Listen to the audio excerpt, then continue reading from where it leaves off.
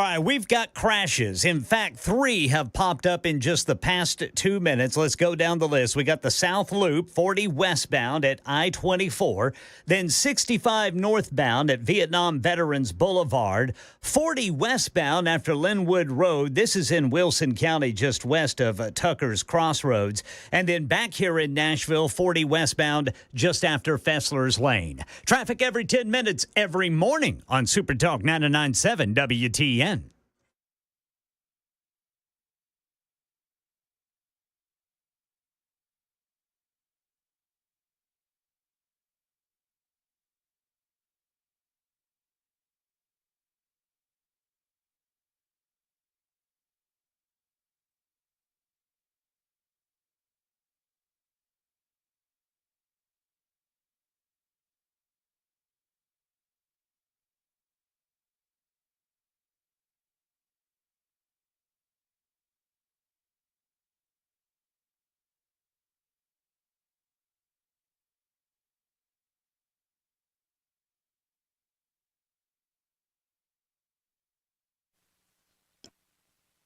Hey, good afternoon, everybody. It's 7 minutes past the hour of 3 o'clock on Super Talk 99.7.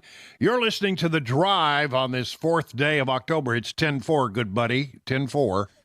Breaker. Breaker, 1-9. All right, it is the 4th day of October, and we've got a show lined up here for you, and not one, but 2 exciting editions of Phone Your Farb Friday, one at 3:35, one at 4:35, and then the 3 amigos will be at 5:35. So a lot going on here today, but I want to start out by talking about the situation in the flood zone. We're talking about, states like Florida, Georgia, North Carolina, to some degree South Carolina, but also eastern Tennessee, where they are still, it is 1 week since the hurricane plowed through there and dumped 31 inches of rain in some areas. And the flooding caused massive, massive problems. And it seems that 1 week into this disaster, the federal government is still not getting it done. At the White House, the president believes everybody's just thrilled with the federal response. What do the states in the storm zone need, Mr. President? Okay. What do the states in the storm zone, what do they need after what you saw today? Oh, in the storm zone? Yes, sir. I'm wondering what storm you're talking about. They're getting everything they need. They're very happy across the board. Yeah, he thinks they're happy. I mean, first of all, that he doesn't know what he's talking about in the storm zone. Oh, in the storm zone? Yes, sir. I'm wondering what storm you're talking about. Doesn't know which storm you're talking about. Well, what other storm are there out there? What other disaster do you have going on in your country right now, Mr. President? But then to go on to say, oh, listen, across the board, people are just thrilled with our response. They're getting everything they need. They're very happy across the board. Happy across the board. Well, I don't know who he's talking to. Probably that Mayorkas guy.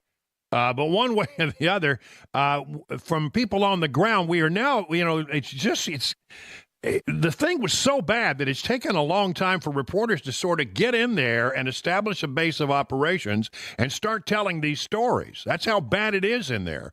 It's bad if reporters can't get in there, but it is really bad. And as they start to talk to people in, let's say, for example, North Carolina, well, the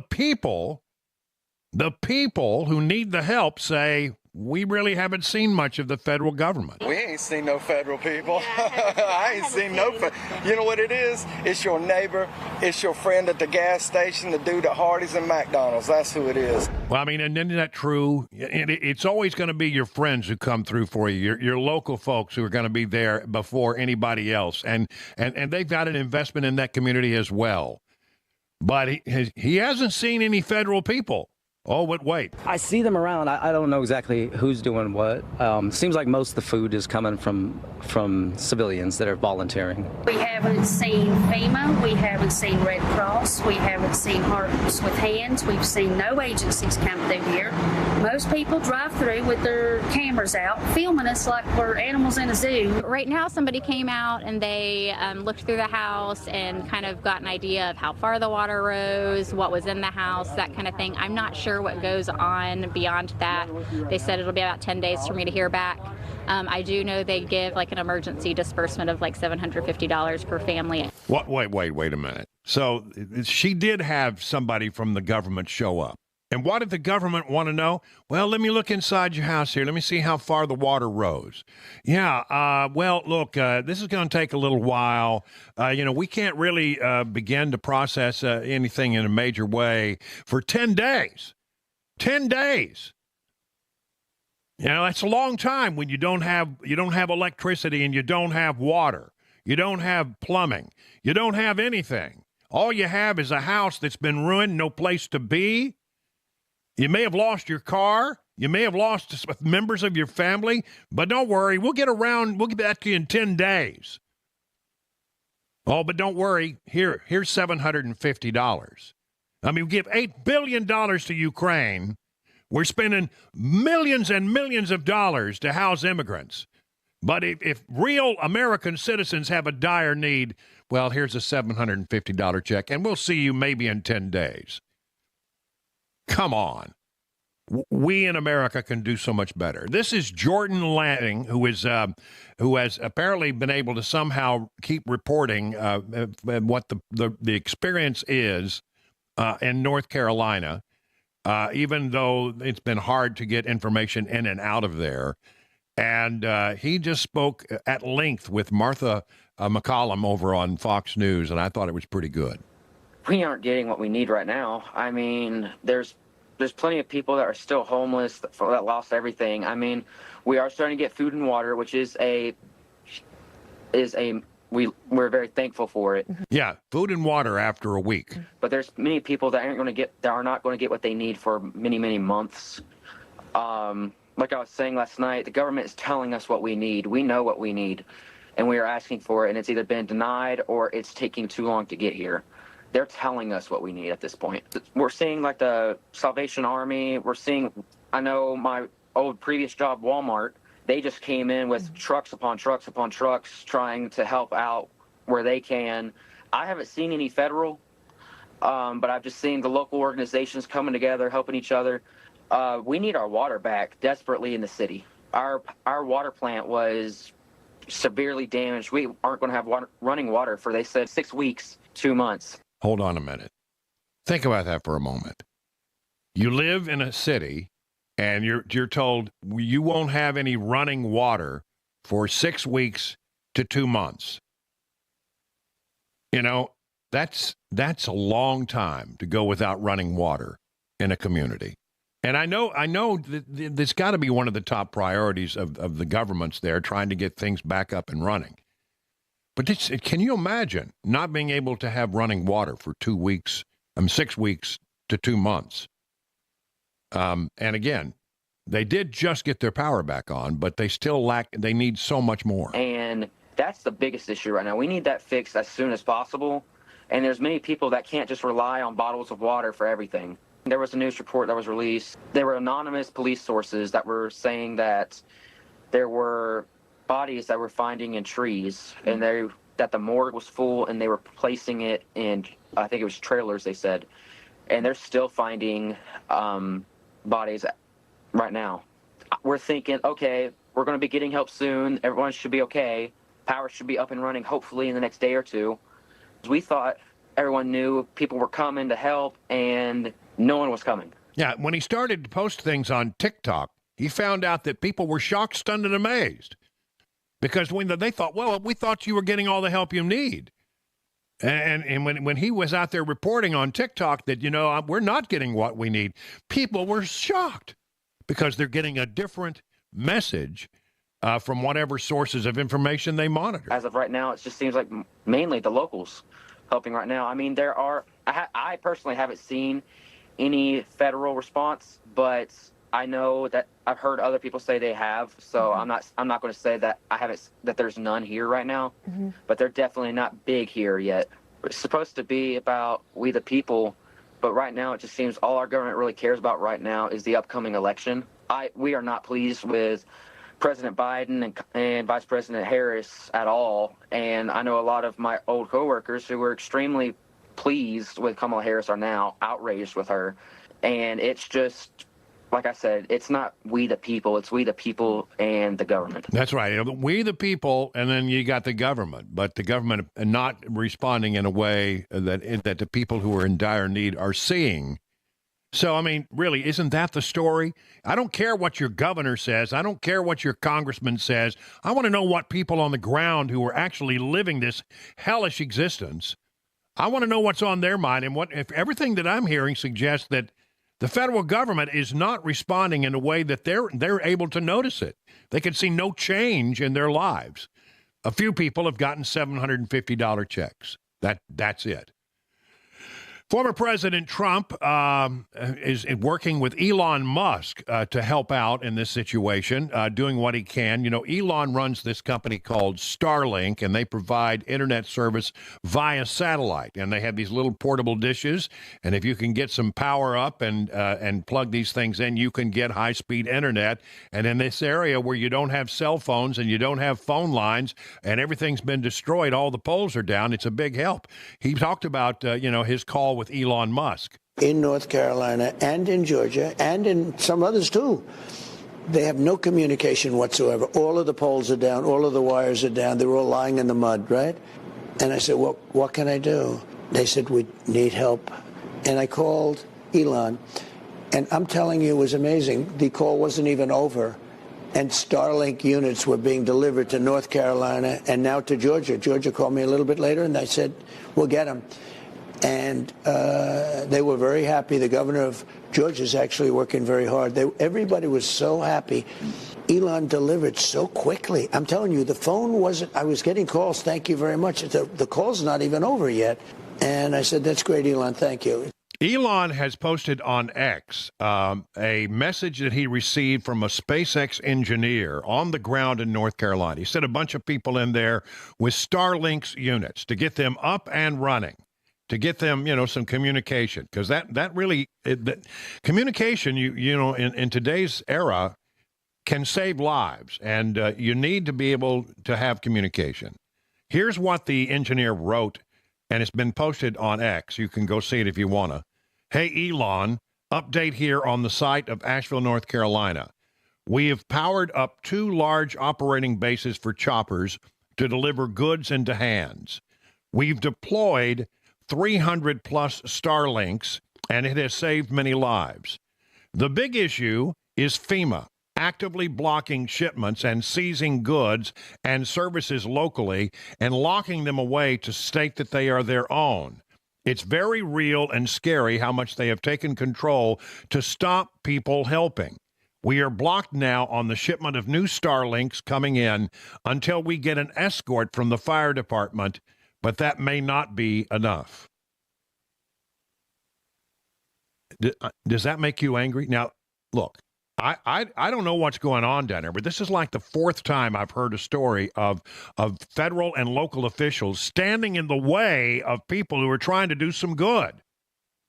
Well, you're not part of our plan, so you can't work. Just get out of the way. If the federal government can't get it done and the state government is overwhelmed, and I can understand that they might be, just get out of the way and let people help. I mean, let the volunteers in. Believe me, when in my little meager experience of having been hit by a tornado, the one thing that was a godsend were the local volunteers who came to my aid when I needed to take my wet furniture out of a house and get it moved someplace else. And they were there just to lend a hand my guitar collection would have been destroyed, quite frankly. This is what is important to me. My guitar collection would have been destroyed had it not been for people who jumped in and got them out of that wet, soaking house that didn't have a roof in some parts and missing walls. Let the local people help. Either do something, as they say, or get the hell out of the way and let people else. We had stories of helicopter pilots yesterday who were told, no, you can't do what you're doing, which was saving lives. You can't. You don't want me to save lives? Shut up. I'm telling you, it's very angry. It makes me very angry when I hear about, government getting in the way instead of actually being any kind of help. 27 people still missing in Tennessee after the floods, according to TEMA. 11 flood deaths have been confirmed. This is just in eastern Tennessee. 27 people remain missing in Tennessee as of Thursday night. 2 in Cocke County, 1 in Greene County, 1 in Knox County, 1 in Johnson County, 4 still missing in Unicoi County, 2 in Washington County. I have a feeling these numbers are going to go up, and it's sad, but I think that's probably true. Because some of the anecdotal information you're getting out of the scene indicates that they're finding a lot of bodies, like the guy said, in trees, and the morgues are overwhelmed. So there is that.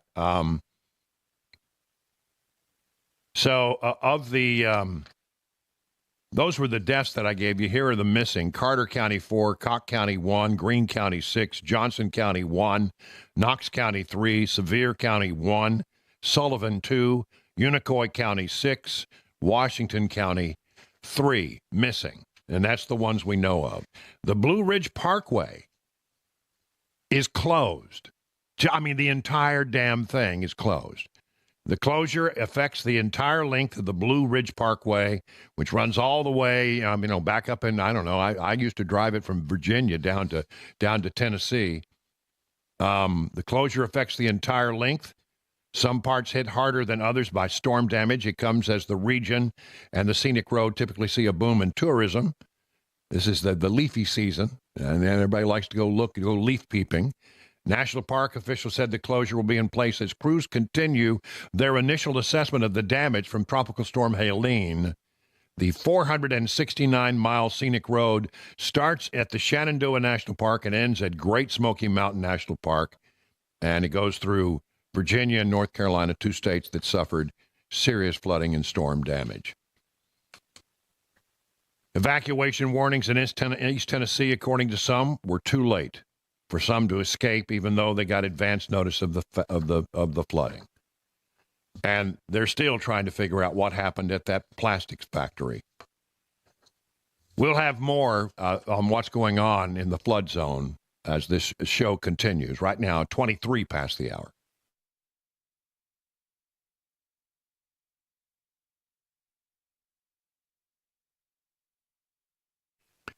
Well, what we have had here in Middle Tennessee is not anything like what they've had out in East Tennessee, but it has not been the kind of weather that you want with regard to how healthy your house might be as a result of it. I mean, when it gets really, really hot and dry, like that long dry spell we had, that's when you start to see foundation issues show up. And then if it's followed immediately by extreme moisture and drought, those are the 2 things that can really cause foundation failures. So if you're having those kinds of issues and walk around your house, you need to look. You want to call the folks at United Structural Systems. Been here since 1994 with over 25,000 satisfied residential customers. Now, with the rain that we've had, you need to check your crawl space. If you got a basement, check your basement. Find out if you've got any kind of moisture down there. Moisture is deadly to a house, and this is your most important investment. So, again, the folks and the folks over at USS can help you out with this. And, of course, if you have sloping sidewalks or patio steps, sinking slabs, whatever it is, they can help you get that back nice, plumb, and level. Don't replace it, raise it. 615-488-7855. Learn more at USSTN.com. Hey, it's Dan Mandis, and I am so glad that California Closets has fixed my closet catastrophe. After exact measuring and planning, they came over and got to work. Yeah, once it was all plotted out on their 3D CAD system, the pieces are measured, cut, and precisely installed into my space. It was clean, fast, and professional, and above all, my new closets look and function great. Now, this was my dormer, and now this is my new dormer thanks to California Closets. Look at all of this added space for shirts and shoes, you name it, and it is cut so precisely, simply amazing. And my old closet that has now been reborn as the ultimate in style and functionality, making the best use of the space that I had. They can work on just about anything: bedrooms, garages, home offices, closets, pantries, and so much more. Find them online, CaliforniaClosets.com, and see what they can do for you. You can schedule a free design consultation. Mention my name, CaliforniaClosets.com.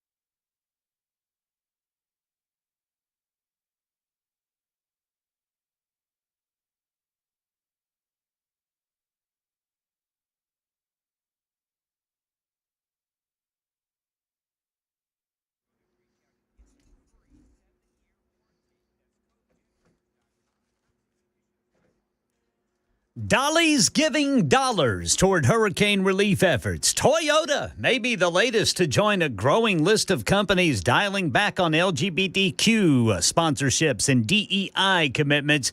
We'll tell you about it at 3:30 on Super Talk 99.7 WTN. Well, that's Ken Weaver there in the newsroom. Got his OU hat on. And that's right. Go Boomer Soomers. And then over there in the control room with his Georgia Bulldog hat and his Georgia Bulldog T-shirt, it's Chris Weber pushing all the blinky buttons. Hello. Yes, sir. How's it going, man? You guys having a good day? Yes, sir. Yeah, This weather's not bad. Oh, I cannot wait to get home. It's getting a little warm, though. I mean, I don't mean to complain, but this is that time of year where you don't know whether to bring over the fall and winter clothes or not. Because we had in some evenings it's been pretty cool. Yeah, it's shirtless for me until January. Okay, thank you for that. Good Ken. to know. Good to know. That's right. Listen, I just want to mention, as you know, we made some adjustments to our long standing tradition here on the Friday show.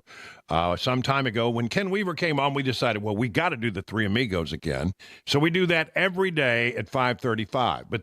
But on Fridays at 5:35, we used to do Phone Your Farb Friday. Little dilemma there, huh? That was a dilemma for me. So here's the solution that I came up with.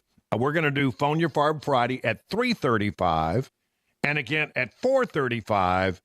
And leave open Three Amigos at 5:35. So there you go. Just as easy as that. All right. That's right. So what that means for you is you need to, get your best thoughts together here pretty quickly, because right after the news, we're going to launch episode 1, part 1 of the 2-part Phone Your Farb Friday.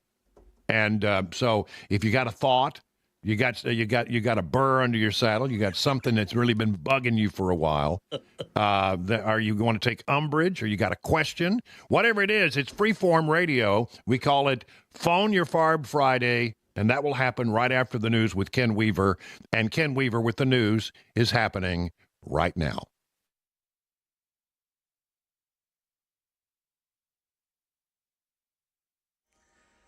.30 on the dot this Friday afternoon. I'm Ken Weaver with your top stories. I'm not seeing a chance for rain all the way through the first part of next week. In fact, very few clouds during the day, mostly sunshine. But I don't see a day where we crack 90 degrees. We'll tell you more about it during the full forecast in 5 minutes. Hurricane Helene relief efforts just got a big boost today. I'm donating $1 million today, but there's a lot to be done, and we're trying to find other ways to even raise more funds. Yeah, that's Dolly Parton donating $1 million herself, another $1 million coming from her businesses, and then $10 million from Walmart. That $10 million will go across all the other states, including $1 million from it here in Tennessee. Hurricane Helene now blamed for 215 deaths. No new ones here in Tennessee. We're still at 11, but others are missing or cut off. As for that plastics plant in Irwin, where 2 workers died and 4 are missing, CEO Gerald O'Connor out with a statement saying claims by workers they were told not to leave during flooding are not true. There was time to escape. Employees were not told at any time that they would be fired if they left the plant. After checking to make sure everyone was out of our plant and to rescue important files, I was one of the last people to leave the plant and luckily escape. TBI and Tosha are investigating. And the Daily Wire reports Toyota is joining a growing list of companies that are dialing back their LGBTQ sponsorships and diversity, equity, and inclusion commitments. But Toyota tells Bloomberg conservative activist Robbie Starbuck had very little to do with its announcement yesterday to its 50,000 employees and 1,500 dealers that it will begin focusing more on STEM education and workplace development at community events. Toyota claims it received a few hundred queries from employees, questions from a small population, it says, of dealers, and around 30 calls from customers. But Toyota says Starbucks' revelations about Toyota were, quote, negligible. That's the latest news. Traffic and weather next. I'm Ken Weaver, WTN News.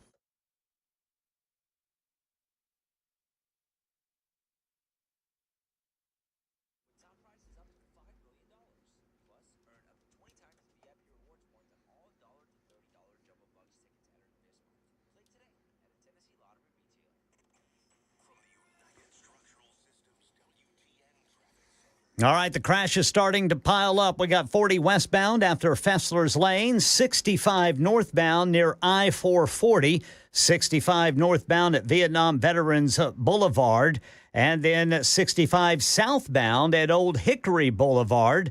This is a multi-vehicle crash with the left shoulder blocked there in Brentwood. Traffic every 10 minutes every morning on Super Talk 99.7 WTN.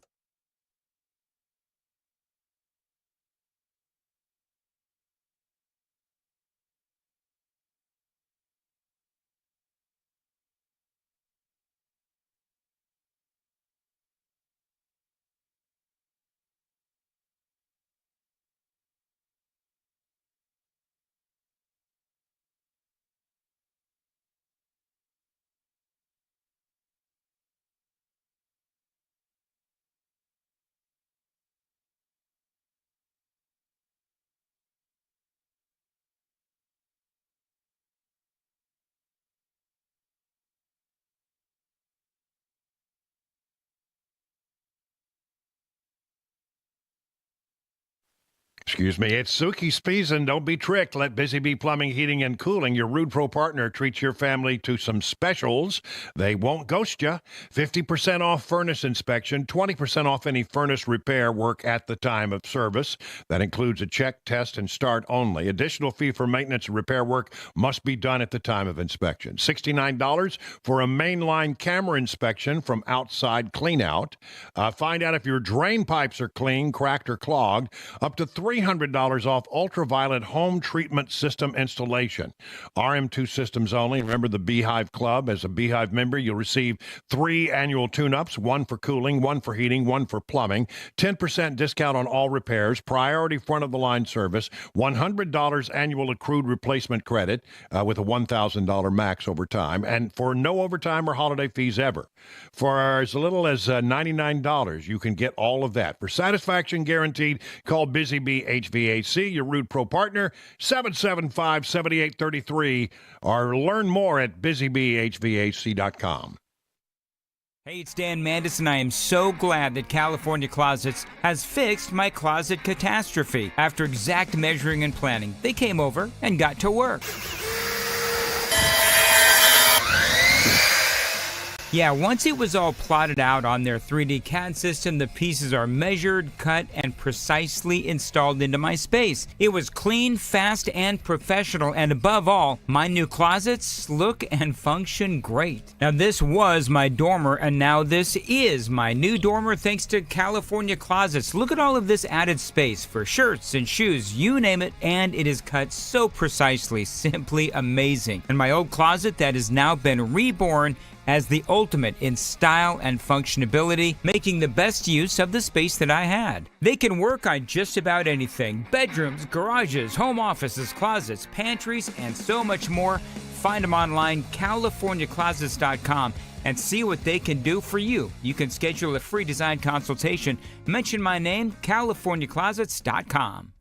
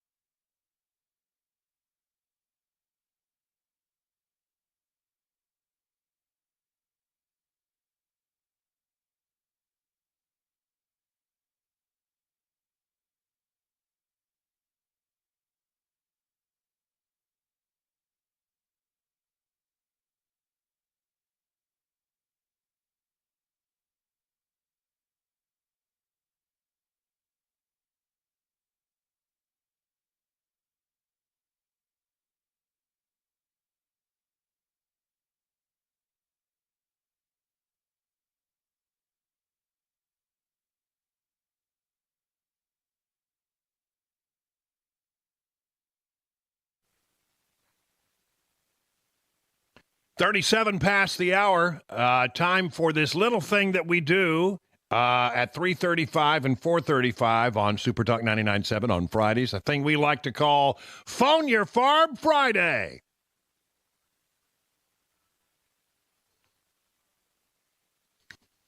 What's on your mind? 615-737-9986. That's 615-737-WWTN.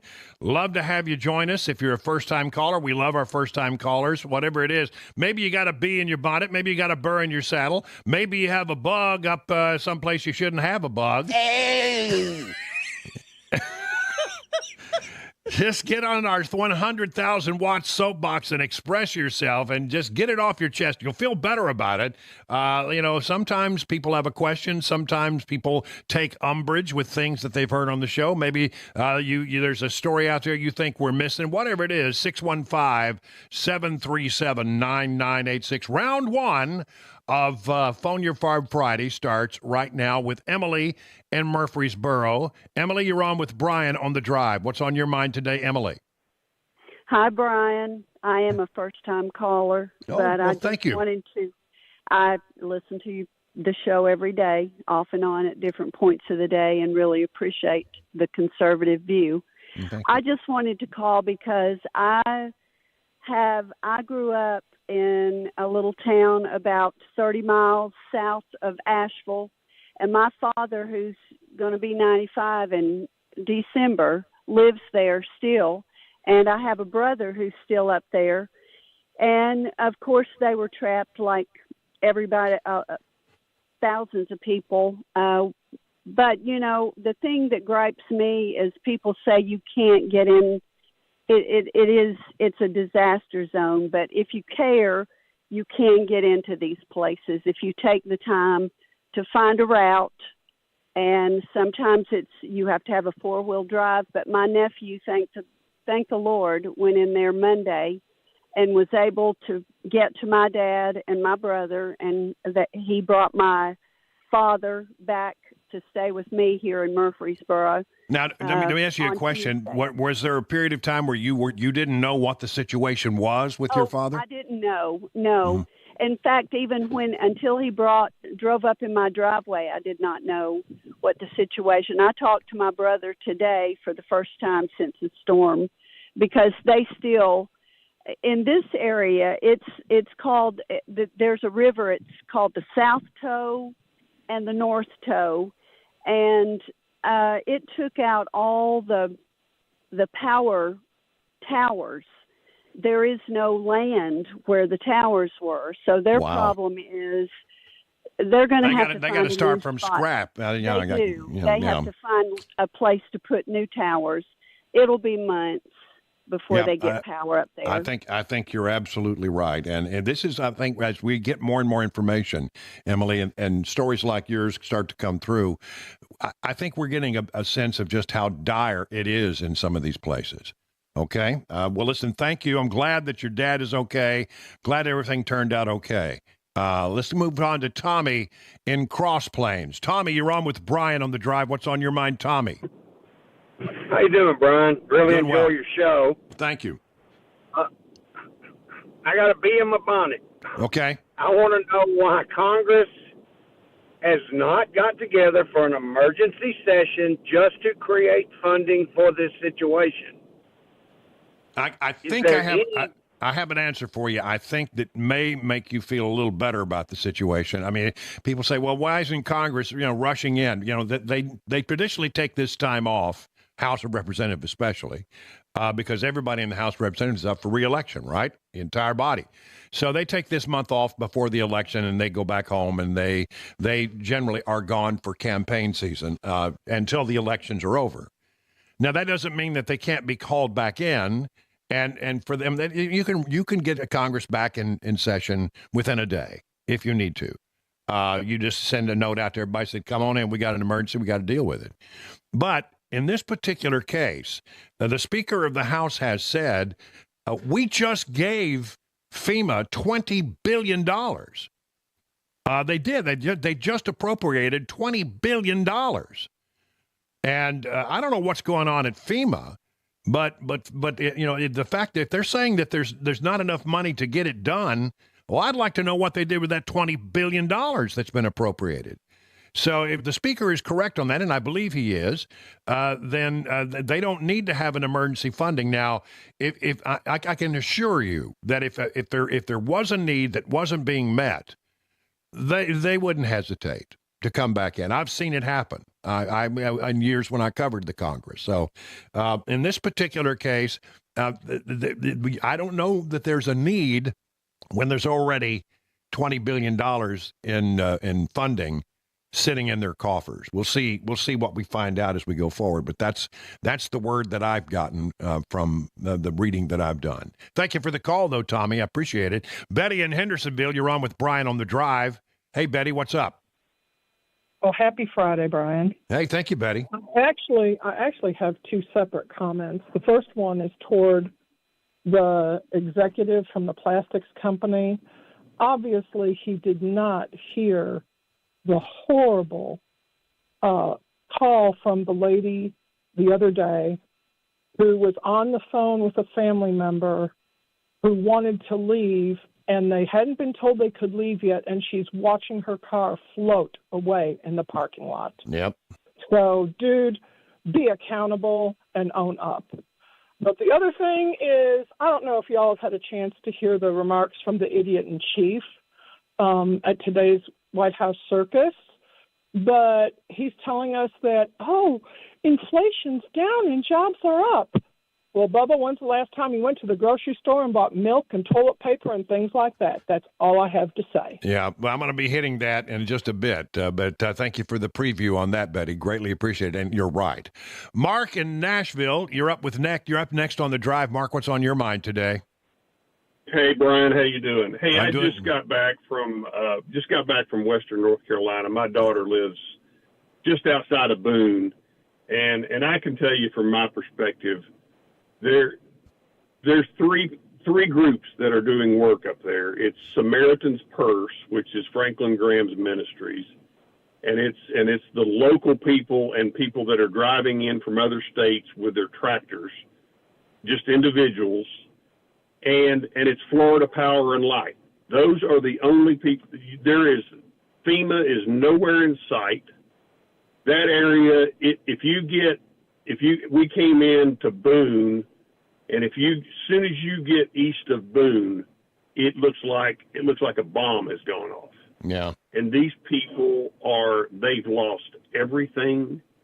I've read only 1 to 3% of the people had flood insurance. They never thought they would need it. This is a disaster of just epic proportions.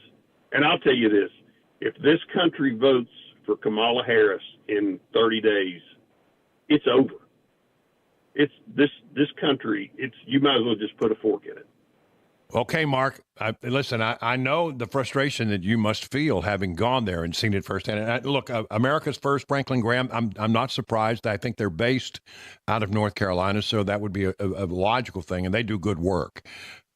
People have said, various things about not seeing.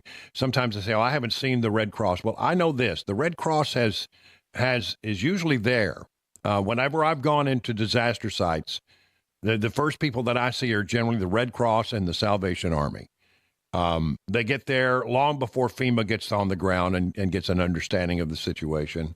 And the thing that I was so mad about yesterday was the talk about how the need really in this particular case is not for bulldozers and trucks and they need helicopters. You can't get to these people. They're 20 miles into the woods up on top of some mountain somewhere without electricity, without water, without any resources. And the only way really to get there is by helicopter. And if it weren't for the private helicopter pilots doing, the yeoman's work there, where's the federal government's just crawling with helicopters? I mean, FEMA's got helicopters, and the Border Patrol's got helicopters, and the military's got helicopters. I mean, and one thing we don't have a lack of in the federal government is helicopters. Where are they? Kramer calling in. Good afternoon, Kramer. You're on with Brian on the Drive. What's on your mind today? Hi, Brian. I'm fuming like everyone else, and I wanted to talk a little bit about Secretary Mayorkas. He was impeached, articles of impeachment were sent to the Senate. Of course, they didn't do anything with it. The man has facilitated illegal immigration that has resulted in women and children being raped and murdered. On his watch, nothing is ever done about it. No one's ever held accountable. Now, if even a fraction of these things going on in North Carolina are true, maybe all of it's true, but even if a fraction of it's true, there's more blood on his hands. The $750 is almost insulting.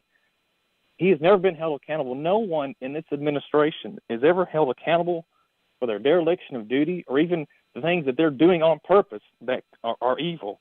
And I imagine these things coming out of North Carolina, they're going to try to keep this as secret as possible. There's not going to be any media coverage. They're going to squash it because they're too close to an election. I'm just sick and tired of no one even resigning or even being held accountable for their actions. Yeah, one of the things that I think you may be really right on the mark about is why would they want people they would want to stop news crews and private citizens from going in and trying to help. And there have been a number of reports of local, state, and federal people saying you can't go do that. And if those reports are true and they just keep coming, and some of them seem pretty credible to me, like the one I told you about yesterday. And the question is, well, why would that happen? Well, what they don't really want you to know, perhaps, is just how dire the situation is. And they don't want you going in there with television camera crews and talking to people about, their experiences. They know that if they do that, if they allow the news media to go in there and start, and those interviews start coming out, and people start getting wind of just how desperate and dire the situation is, and that they're going to say that the federal government hasn't helped me one iota, that's not helpful to the Biden administration or the Harris campaign. And I have a feeling I've got a real suspicion that some of that kind of nonsense is going on. Let me see. Let me get Glenn and Culleoka, if I could. Glenn, you're on next with The Drive. What's on your mind, Glenn? Can you hear me? Yep, go ahead, Glenn. Okay.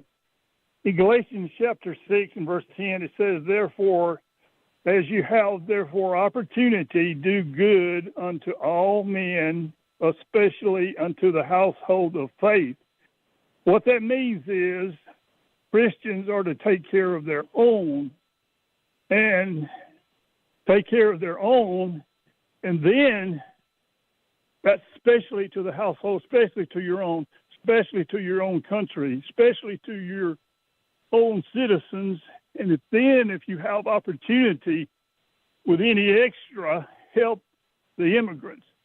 But as long as you have Americans hurting and you borrowing money to help strangers, that's not a biblical principle. Well, and that's sort of the points have been made is we got plenty of money to house the migrants, and boy, they're happy to do that. But what about our own people when they're in time of needs? Well, listen. I feel the frustration, and I'm as frustrated as you are, and can only imagine. What these folks are going through. I have some inkling because I've covered big disasters before, but this one is the stories that are coming out are just heartbreaking, truly heartbreaking. And if you have the ability to help out financially or with some other means, don't let the federal government stop you. Don't let the local just go in there and do it, and let the chips fall where they may. I mean, I'm just double dog daring somebody to go in there and tell folks that they can't help out and have that. And they say, and if you do, you're going to get arrested. All right, let's start arresting some people and see how that works out for you. I guarantee you're going to hear outrage like you've never heard before. This is a bunch of nonsense that's going on over there, and it needs to stop. 52 past the hour.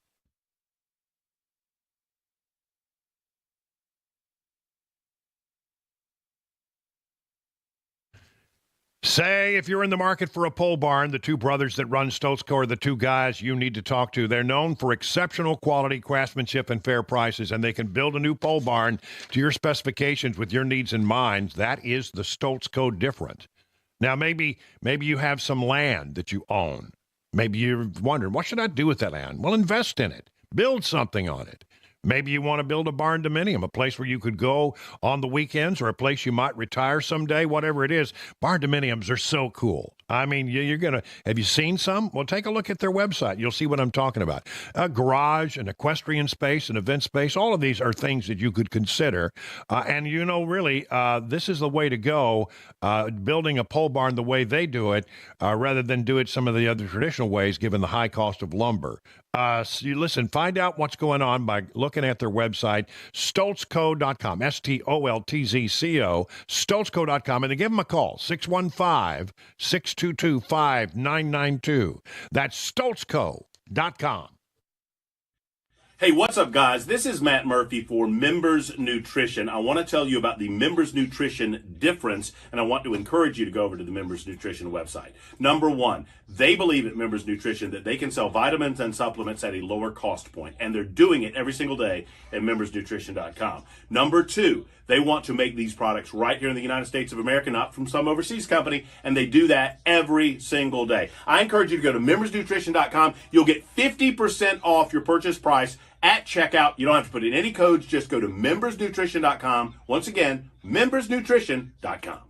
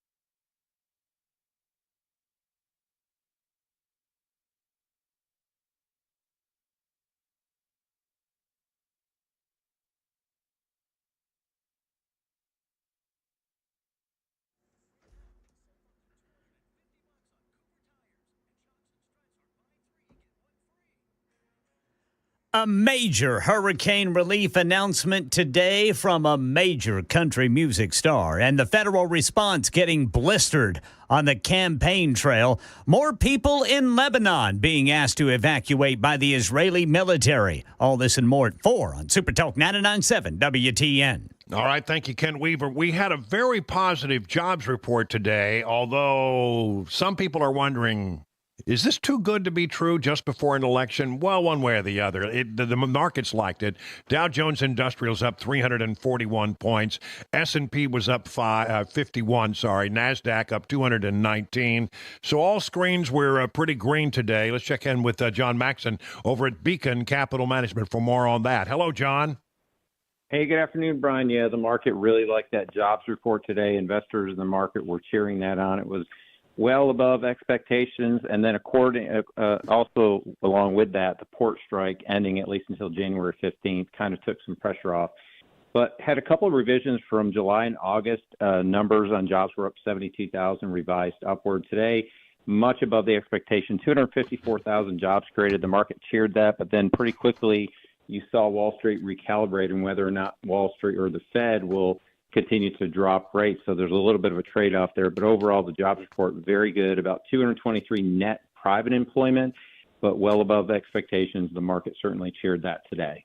All right. Thank you very much, John. And find out more about what John Maxon and the good people at Beacon Capital Management can do to help you get ready for your retirement. Just go to their website, askbeaconnow.com.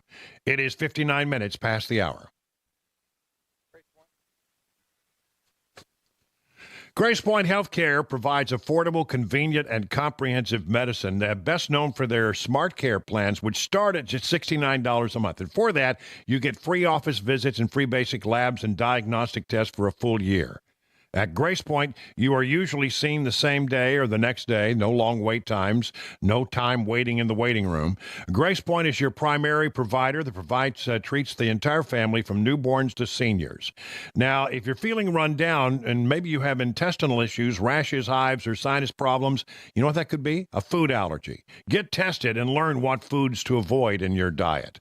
Grace Point is a military veteran-owned practice located in the heart of Franklin. Call this number, 599-6868, to schedule your next medical appointment. Grace Point Healthcare, modern medicine delivered the old-fashioned way. Hey, what's up, guys? This is Matt Murphy for Members Nutrition. I want to tell you about the Members Nutrition difference, and I want to encourage you to go over to the Members Nutrition website. Number one, they believe at Members Nutrition that they can sell vitamins and supplements at a lower cost point, and they're doing it every single day at membersnutrition.com. Number two, they want to make these products right here in the United States of America, not from some overseas company, and they do that every single day. I encourage you to go to membersnutrition.com. You'll get 50% off your purchase price at checkout. You don't have to put in any codes. Just go to membersnutrition.com. Once again, membersnutrition.com.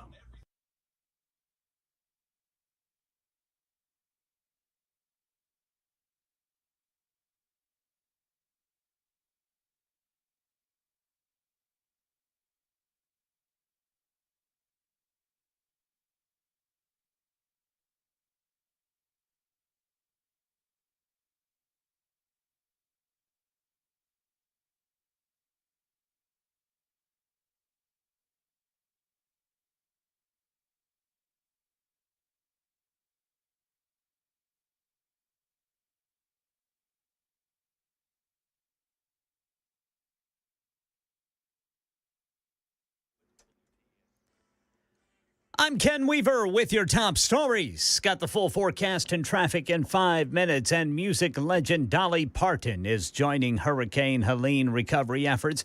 Total crowd at a Walmart in Newport today. She's donating $1 million herself. With my Dollywood companies and all the people I'm involved with Dollywood and Eugene and all the partners that we have with our Stampede and, of course, the Pirates Voyage, and, of course, the Dollywood Foundation.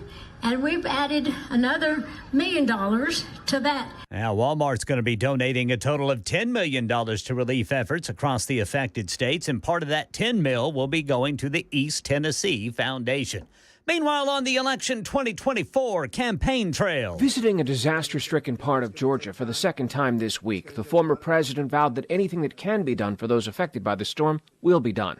Still, Donald Trump repeated his view that the White House's response has been terrible, again alleging that FEMA has diverted disaster relief to pay for migrant housing. Nobody's seen anything like that. Now, from that standpoint, it's been terrible. While FEMA has nearly doubled its recent spending on migrant shelters, the Biden administration says it's absolutely false to say that disaster relief has been diverted. As Stephen Portnoy reporting. By the way, Vice President Harris travels to North Carolina on Sunday to survey the impacts of Hurricane Helene.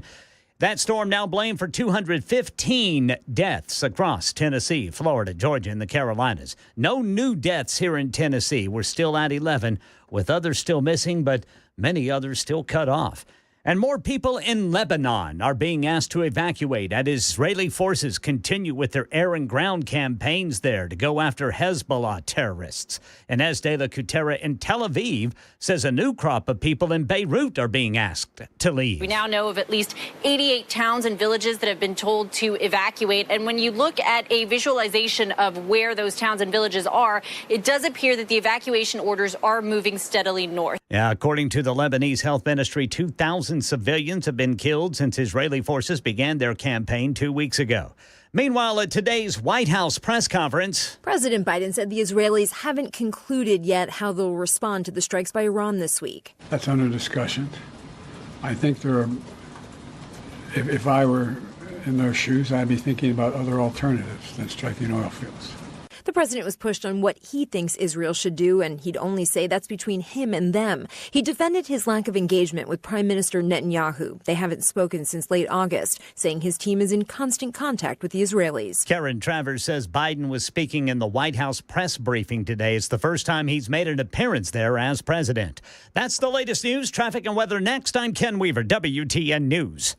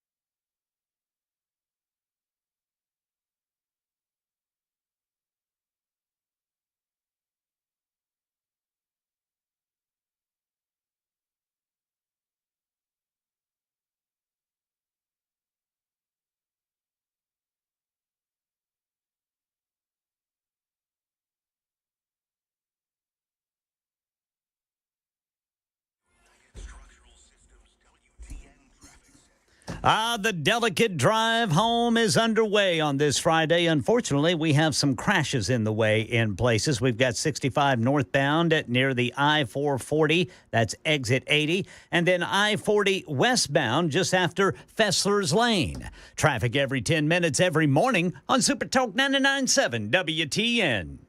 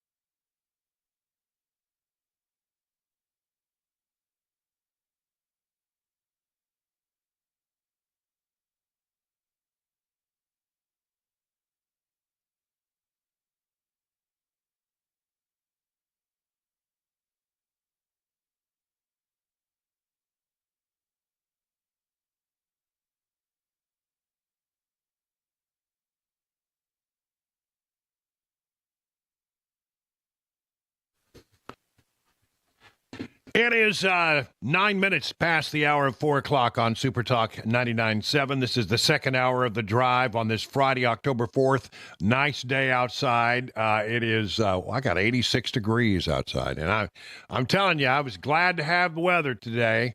I got out there this morning and was mowing. Oh, yeah? Did you get it done? I got her done. All right. Yeah, a lot of work. Didn't get stung?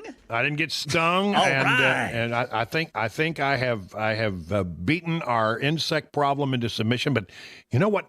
Just a moment. I mean, I'll get into news of the day, but you know what I'm overrun with by now? I mean, we had the Yellow Jackets, we had the Hornets. Yeah. We worked on that. I think we've resolved that issue mostly. But everywhere I look, there are massive spider webs. Oh. I got a picture of one. I'll send it to you. You should see this spider that's right outside my garage. Is it one of those about the size of a $50? Like the garden spiders, the big, ugly, mean-looking ones, but they're just. I don't know if they're mean or poison. I don't know anything about spiders if I don't like them. Yeah. Sounds like a big old fat orb weaver. One of them orb spiders. I thought you were the orb weaver. Well, he's the dream. No, that's right. well, that's a chubby spider. Okay. But the right. orb weavers are the big fat ones. Okay. Well, I got some, but I mean, but it's a constant battle around here with the elements. Yeah. And the little French bulldog. That's right. She doesn't help things at all. Okay. So today, in case you haven't heard, there was this really amazing jobs report that came out. Now, I'm just going to report what has been said, and then I'll tell you what I think about it, all right? Friday's bumper payrolls report is likely to close the door to another 0.5 percentage point rate cut by the Federal Reserve at its next meeting in November. Should keep officials on track to lower rates by 0.25 point. The Fed is trying to enter what's called a soft landing, and the basic news is that 4.1% unemployment and 254,000 new jobs. So that's what they claim. Now, isn't it interesting? That just me being, my suspicious self, isn't it interesting that it's October, we're getting close, like 30 days to the election, and all of a sudden we get this amazing jobs report. And the markets, they go up dramatically. And everybody's saying, yeah, jobs. I don't believe the number. I'm just going to be honest with you. I just don't believe it. And look, I mean, why would I be suspicious? Well, what have we seen this administration do? We've seen them weaponize virtually every element of government, right? We've seen them, well, I mean, the DOJ, the FBI, the intelligence community, the IRS. I mean, every single agency in this government has been weaponized to fulfill the goal of more Democrats being elected. That means they've done it. They got the levers of power, and I think irresponsibly and incorrectly and in absolute a violation of what is the right thing to do. They use the government to their advantage. They don't use the government to help you.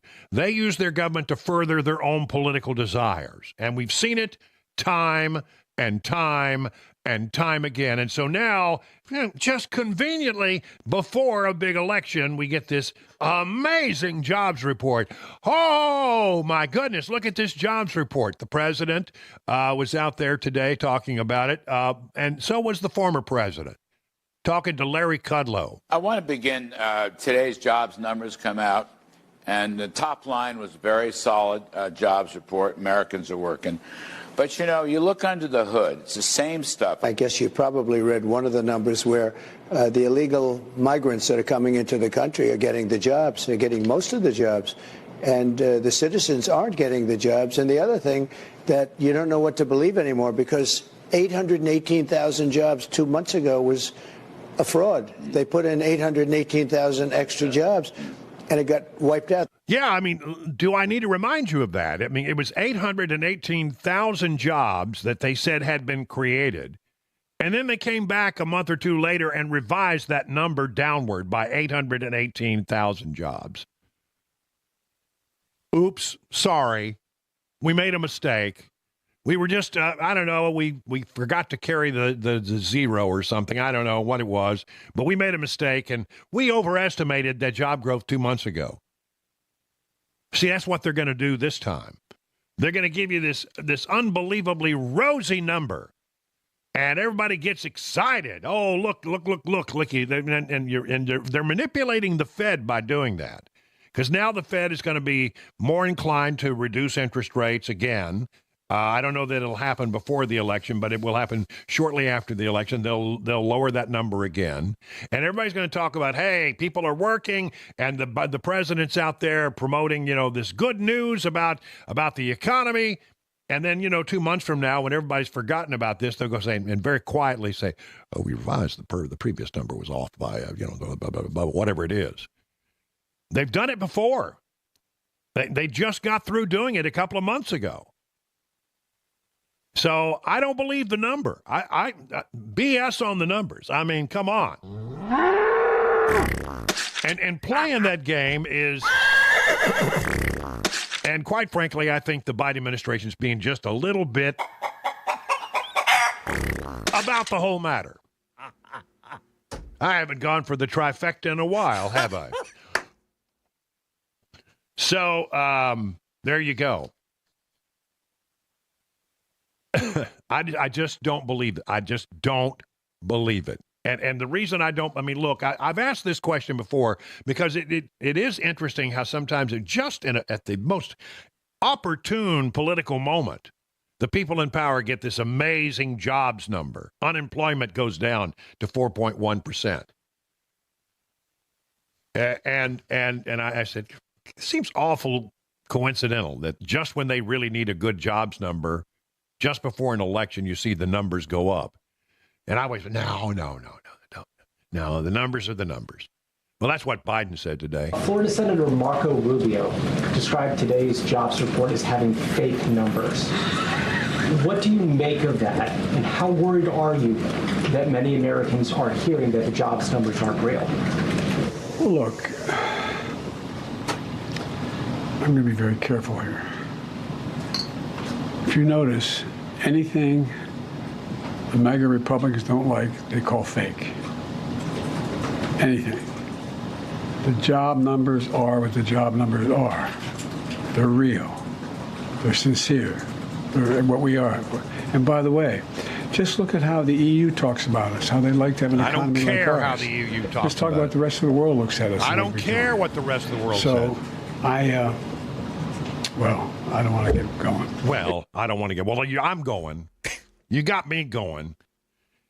When you get under the number, when you look at the big number, it sounds good. When you look under the hood of this thing, like Larry Kudlow said, what you find is this amazing statistic, okay?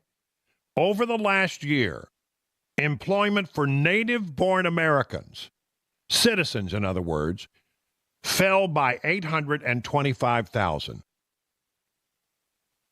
So when Trump says, it looks like it's the immigrants that are getting all the jobs, that seems to be the case. And, there's also a lot of data in there about full-time jobs versus part-time jobs and this, that, and the other. So, again, I think these numbers are being monkeyed around with. And I felt this way for a while now, and when in fact, I could have predicted this last week. I should have said something about it because, it's absolutely predictable that just before an election, surprise, surprise, surprise, we have a jobs number that looks really, really good. How did that happen? Where did that come from? Out of nowhere. Count me as being skeptical. Kamala Harris is out there on the campaign trail, and again, she talks about, well, I know it's hard out here. It's those evil corporations. Prices for everyday things like groceries are still too high. You know it and I know it. And so we have a plan to lower costs on everything from healthcare to groceries, including what I've done in my career as Attorney General, which is we got to take on corporate price gouging. If I hear this thing one more time, I think I'm just going to explode. Not explode. I'm just going to explode. Go blow up real good. That sounds messier. The price gouging thing again. Let me tell you, she doesn't have even a fundamental understanding of supply and economics. She doesn't understand, how, demand and supply, it's all what drives the market always, always, always, always. And if the Biden administration would just get out of the way, the free enterprise system will do its thing. That's what Donald Trump did, basically. He got government out of the way of the free enterprise system and let the economy, this amazing miracle, that was given us by Alexander Hamilton way back in the day. This amazing system. Hamilton. It's more than just a play that your kids watch on TV. It's more than just a musical. You should read this guy. You should know about this guy. He gave us an economic system that is the envy of the world, and if you just get out of the way, it will do its thing. But not with the way the Biden people play the game. Well, I'm calling on these job numbers. 20 minutes now past the hour.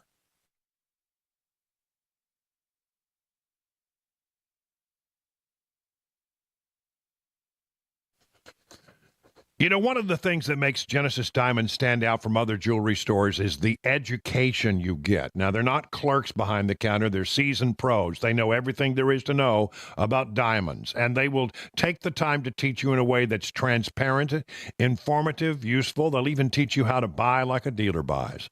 They will show you the inside secrets of the diamond industry. They will show you how diamonds are priced and graded on the world market and how you can maximize your budget. They will also teach you about lab-grown diamonds and how you need to be very, very careful with where and how you buy them. All this is done in a relaxed, no pressure, no expectations kind of atmosphere. And they know most guys don't know much about diamonds, so they're committed to teaching you, not selling you. Then, when you're ready, Genesis will give you access to one of the largest selections of GIA-certified diamonds in America. They will let you see 10, 20, 15, 20 diamonds in your price range, side by side, so you can make an intelligent decision. I'm telling you, if you're diamond shopping, this is the place you need to go. It's a no-brainer. The education you want, the selection you need, the price you deserve, zero risk, zero pressure. Genesis Diamonds, voted best jewelry store and best place to buy an engagement ring for 10 years in a row now. 2 locations, Green Hills and Cool Springs. Hey, what's up, guys? This is Matt Murphy for Members Nutrition. I want to tell you about the Members Nutrition difference, and I want to encourage you to go over to the Members Nutrition website. Number one, they believe at Members Nutrition that they can sell vitamins and supplements at a lower cost point, and they're doing it every single day at membersnutrition.com. Number two, they want to make these products right here in the United States of America, not from some overseas company, and they do that every single day. I encourage you to go to membersnutrition.com. You'll get 50% off your purchase price at checkout. You don't have to put in any codes. Just go to membersnutrition.com. Once again, membersnutrition.com.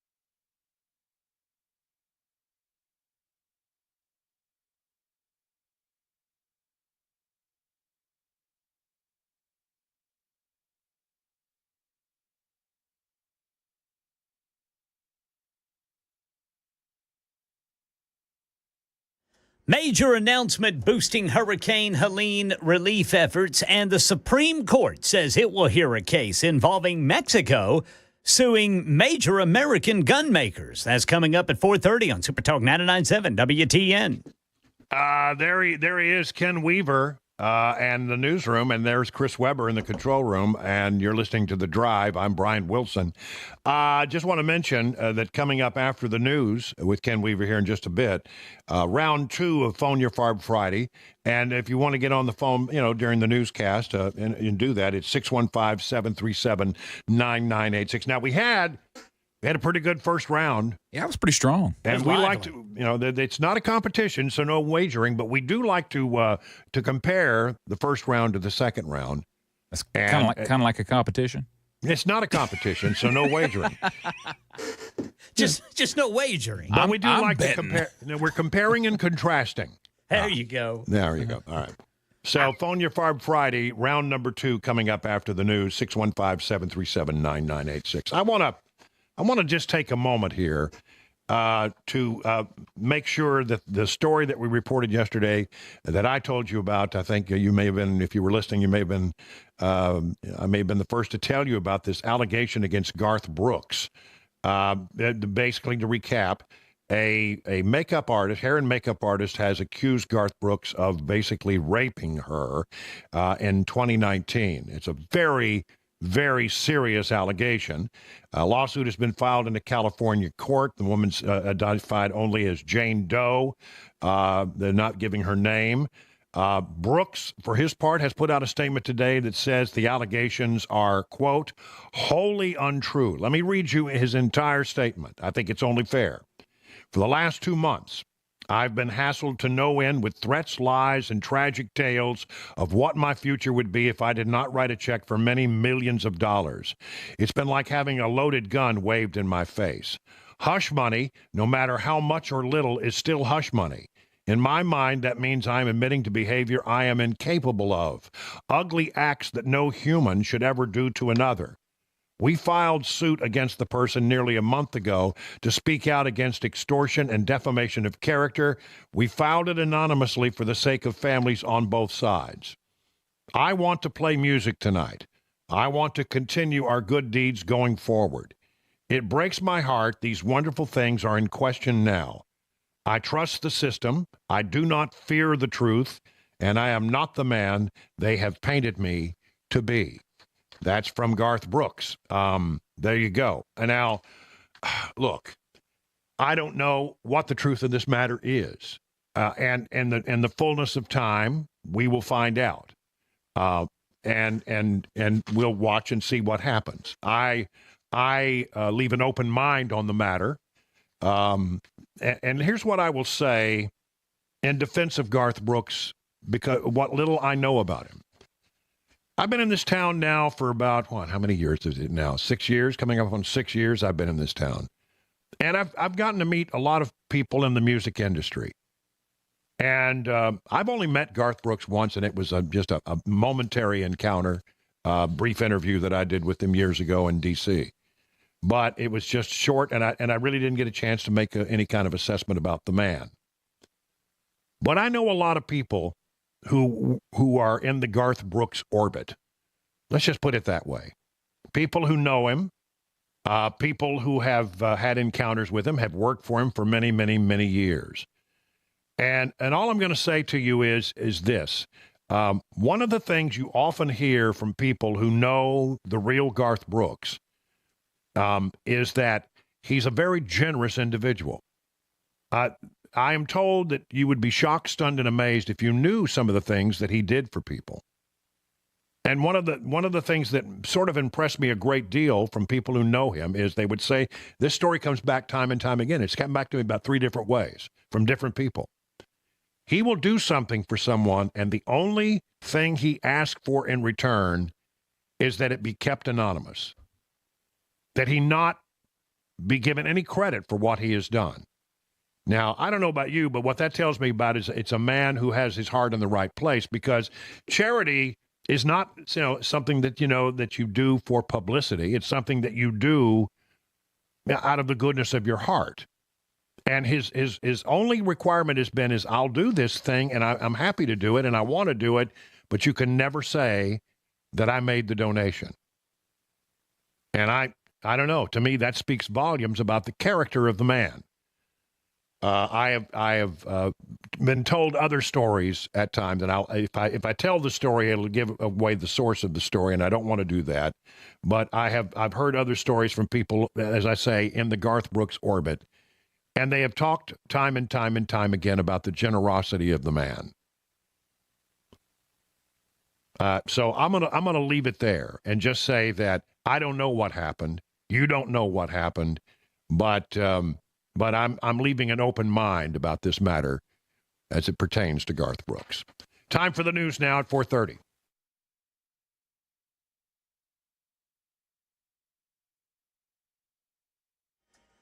I'm Ken Weaver with your top stories. Got the full forecast and traffic in 5 minutes. Hurricane Helene death toll tragically climbing to 215. No new deaths in Tennessee. The count stands at 11 here in Tennessee, but others are missing or are cut off due to the damage. Dolly Parton announcing a partnership with Walmart today to donate millions of dollars to the relief effort. Dolly giving $1 million of her own money, her businesses matching that with $1 million, then Walmart donating $10 million across the affected states, with part of that going to the East Tennessee Foundation. Here's some money news. Chuck Sievertson. Major stock indexes were up Friday after the Labor Department released a better-than-expected jobs report for September. The Dow climbed 341 points. The S&P 500 was up 51, and the Nasdaq rose 219. Banks and cruise operators showing strong gains. These strong jobs results also helped boost Treasury yields on 1 through 7 year maturities by up to 20 basis points. Fears of import backlogs eased after 45,000 striking dock workers agreed to go back to work, while the International Longshoremen's Association and the U.S. Maritime Alliance continue contract talks. Port operators have agreed to a 62% wage increase over 6 years. The Supreme Court announced Friday it will consider $10 billion in a lawsuit filed by Mexico against U.S. gun manufacturers. The Mexican government alleges gun makers had contributed to the violence there. U.S. gun makers asked the justices to undo an appeals court decision. That is the latest news. Traffic and weather next. I'm Ken Weaver, WTN News.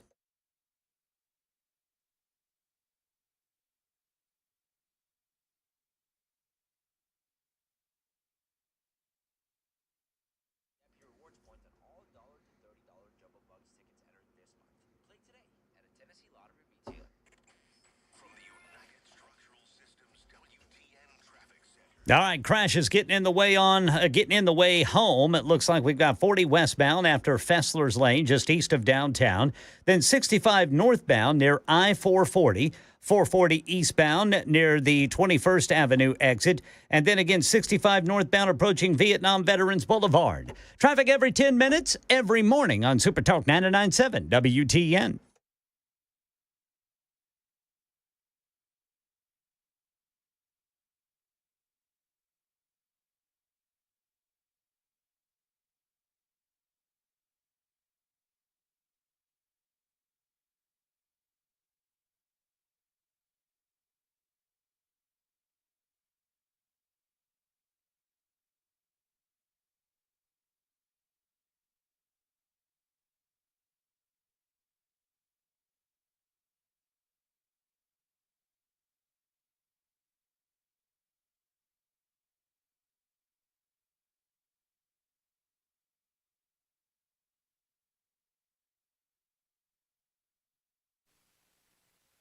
Hey, let the team at Restoration Wellness help you achieve your health goals. Restoration Wellness is a leader in weight loss management in Wilson County. So call the Restoration Wellness team today at 615-470-8124 or visit them at their website, restorationwellnessmedspa.com, to book a consultation. Now, when you get there, you're going to meet my friends Carly and Jamie, who will take great care of you like you're part of the family. You will become part of the more than 1,000 patients who have already seen life-changing results from the weight loss management program. Gain your confidence back. Weight loss can increase your energy levels, improve your quality of sleep, enhance your overall health, and these are customized treatment plans. Restoration Wellness considers your unique needs, lifestyle, and goals. And I got to tell you, it's working for me. Whether your goal is to lose stubborn body fat or improve your overall health, Restoration Wellness has a solution for you.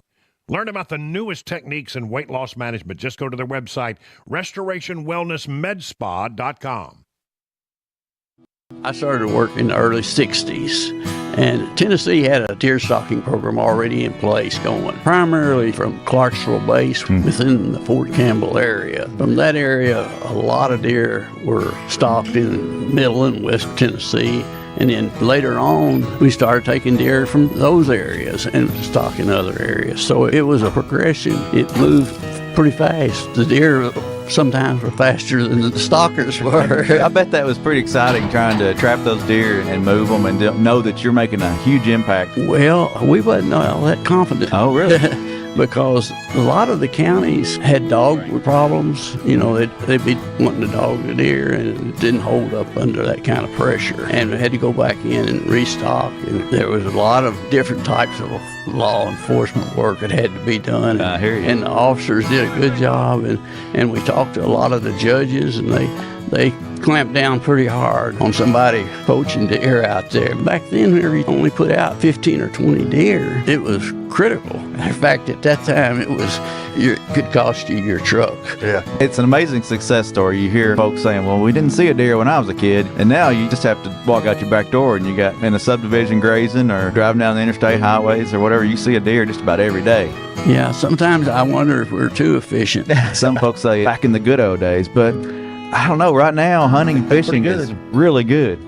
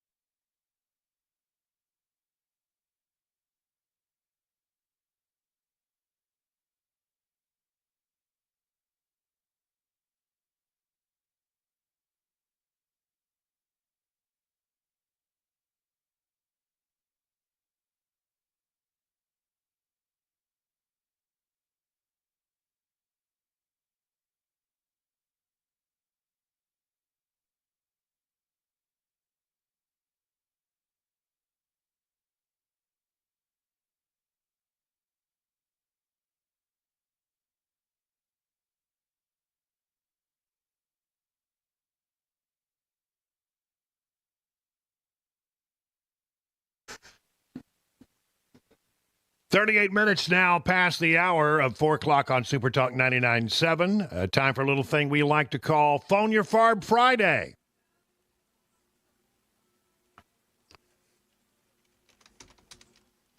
You know the number, 615-737-9986. And since I already have a full board, let me get right to it. We'll forego the burr, bee, and bug thing. And we'll go straight to the phone calls. Monica in White House, you're on with Brian on the drive. What do you say, Monica? Hi, Brian. I told Chris it felt anticlimactic since the debate seems like it was already a month ago. Yeah, I know. And now the hurricane.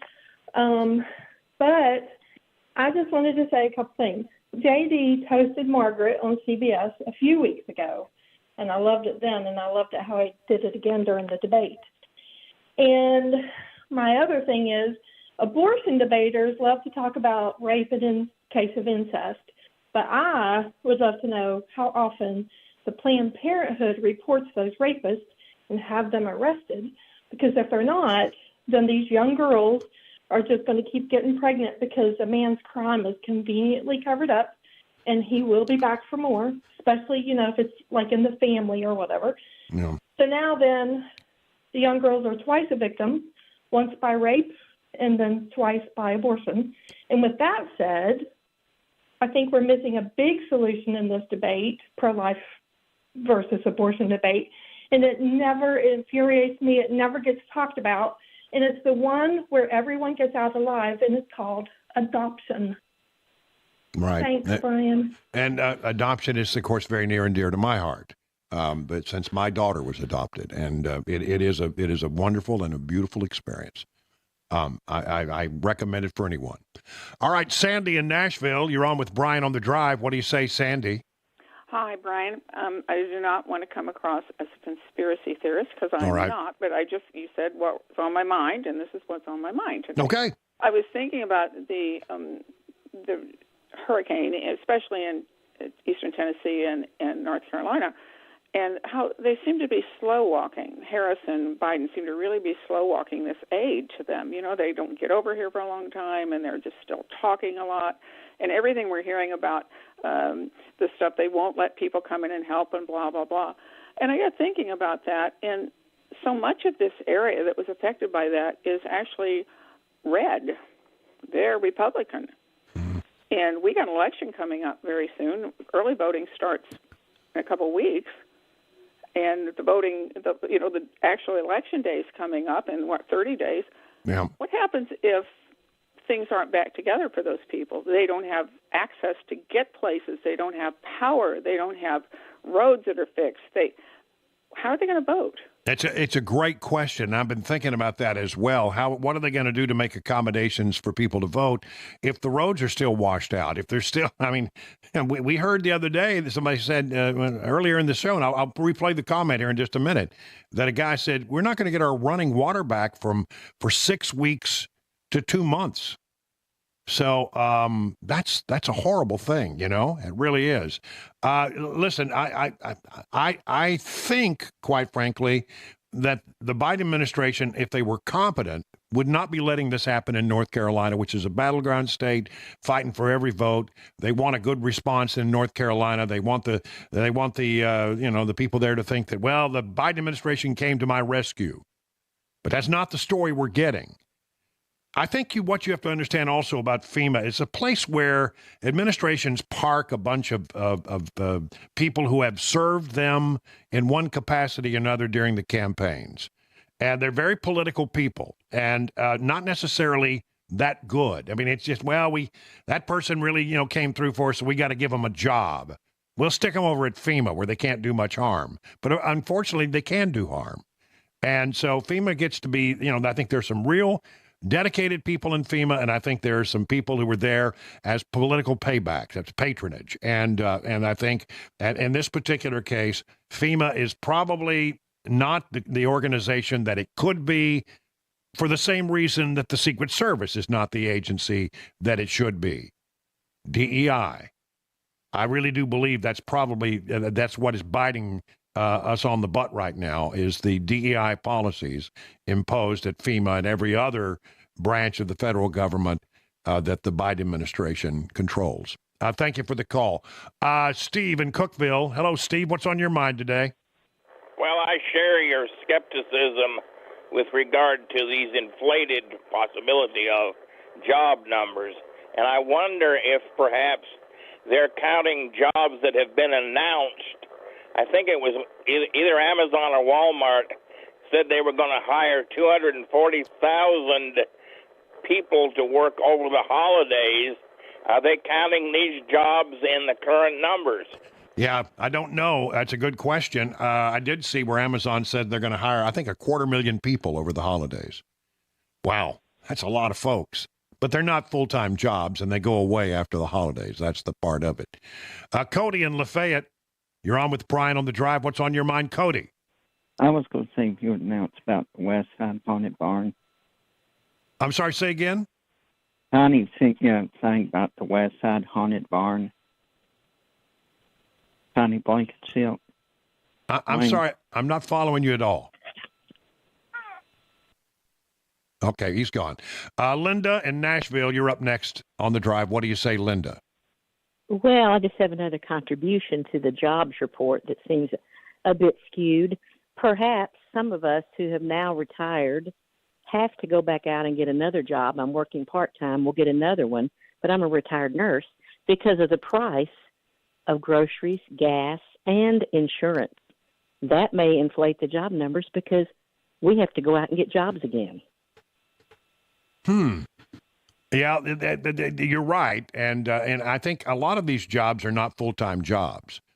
If you look under the hood of some of these numbers, as they say in polling, we say look at the internals. Well, when you look at the jobs report, you got to look at the internal numbers, because the big number on the top is what everybody reports, and everybody focuses on that. Unemployment rate 4.1%. Okay, that's a big deal.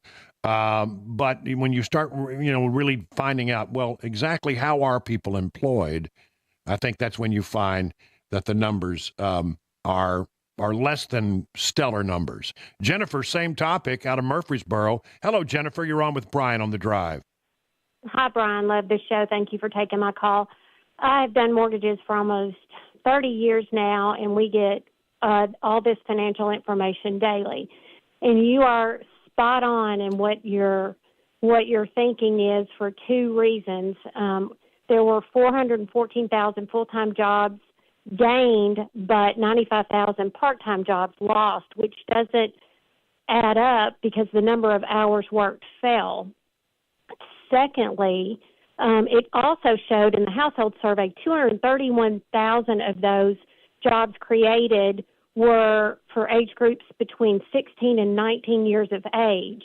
So a lot of those jobs were likely lower paying, but 159,000 of those 231 were between the ages of 16 and 17. And when you think about that, that age group is in school in September, so it doesn't add up. You're exactly right. Yes, I think these numbers are very suspicious. And Jennifer, thank you for that data. I really love it when somebody brings me data on something like that. Steve in Hendersonville. Hello, Steve. You're on with Brian on the Drive. What's on your mind, Steve? Hey, Brian, I think the guy earlier wanted you to go to a haunted house with him or something. I heard haunted, so I think that's where he's going with that. Hey, I love your inside baseball stories on D.C. Have you ever considered writing a book or have you written anything like that? You know, people say this to me all the time when I tell some story, from my past, and I like to geese with the best of them, I suppose. I did explore writing a book, and in fact, I have a book written. It's right over there in a big folder, and it's about so far I've gotten about 15 chapters written, and the reason that I stopped, and I may pick it up again. But the reason I stopped was I got to the point where I needed to start talking about Fox News. And just to give you a real quick story, when you leave a place like Fox News, you sign an agreement that say you're not going to talk about Fox News. And a lot of people, they're NDAs is what they are. And like everybody else who left Fox News, I signed that and as part of my settlement. And it's not that you can't write a book. It's just that you have to go back to them and have them review it before you publish it. And I don't have a thing bad to say about Fox News. Not at all. And if you've heard me tell my Fox News stories, I think I have a very good feeling about my time at Fox. But one way or the other, I just haven't wanted to deal with that. But I may pick it up and may do something with it. Nowadays you can self-publish pretty easily. But like I say, it's there. Oh, I got some good stories. Oh, I got some good ones. Some that I haven't told here on the radio. All right. Let's go to Gene out on the road. Gene, you're on with Brian on the Drive. What do you say? Hey, Brian. Love your show. Long-time listener. I want to talk to you about, see what you think your ideas are on, I've watched the Democrats long enough to know that whatever they're accusing Donald Trump or Republicans of, they're already doing themselves. I just wonder, I don't think the polls, I think it's going to be close, but I don't think the polls are telling us the truth. I think Donald Trump will win, but are the Democrats going to stop? Will they be peaceful in the transfer of power, or are they just going to resist and say that they're trying to save democracy and dig in? I don't know. I would like to have faith in the peaceful transfer of power. I mean, everybody talks about Donald Trump and how he was against leaving office because he didn't believe the numbers. You know what? He left. He got on the helicopter and he left. And Joe Biden came in. And at the end of the day, that is still a fact. He may have had some, and he still does apparently. And quite frankly, with the passage of time, I got a few questions about the last election. The problem, and I'm going to say this now ahead of the election. The problem with when you raise a concern about the election is that you've got it's a very complex thing to prove. Getting the documents and everything through the legal process takes a little bit of time. And unfortunately, time is the one thing you don't have, because you've got a very tight window between the election day and January 6th when those numbers have to be certified under the Constitution. And it's hard to prove a complicated case in that very narrow window of time. And, everybody said, well, he couldn't find anybody who agreed with him. Well, he didn't really have a time to do the kind of research that you'd like to do. I have some questions. At the end of the day, however, it must be noted that Donald Trump got on the helicopter and left. So it was a peaceful transfer of power. 51 past the hour.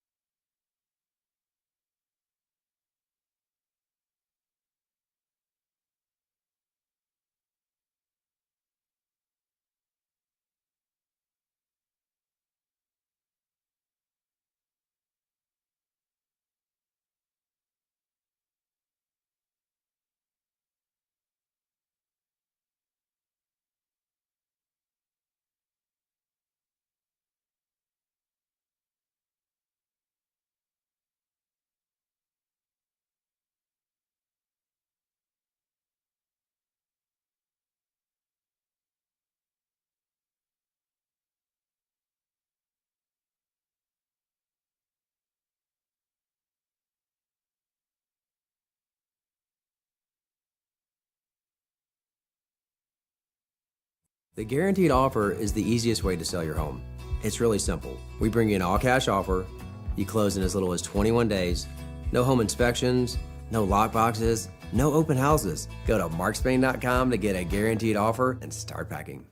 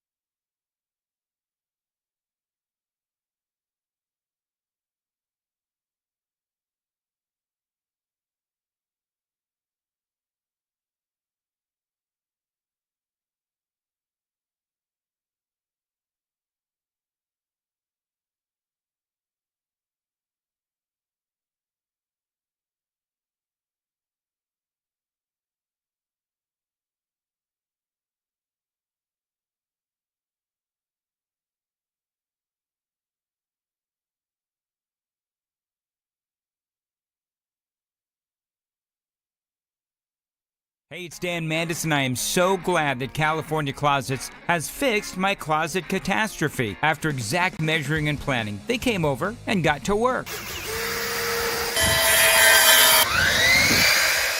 Yeah, once it was all plotted out on their 3D CAD system, the pieces are measured, cut, and precisely installed into my space. It was clean, fast, and professional, and above all, my new closets look and function great. Now, this was my dormer, and now this is my new dormer thanks to California Closets. Look at all of this added space for shirts and shoes, you name it, and it is cut so precisely, simply amazing. And my old closet that has now been reborn as the ultimate in style and functionability, making the best use of the space that I had. They can work on just about anything: bedrooms, garages, home offices, closets, pantries, and so much more.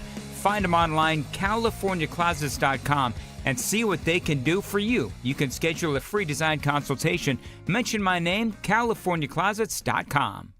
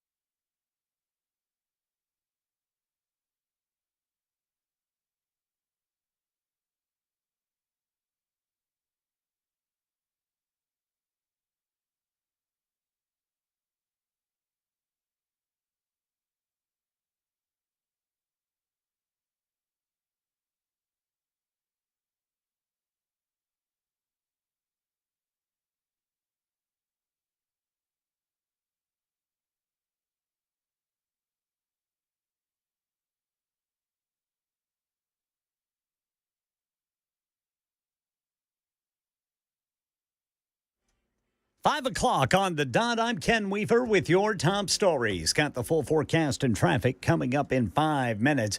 Hurricane Helene death toll, it has tragically climbed to 215 as of today. No new deaths in Tennessee. We're still at 11, but others in Tennessee are missing or they're cut off due to the damage.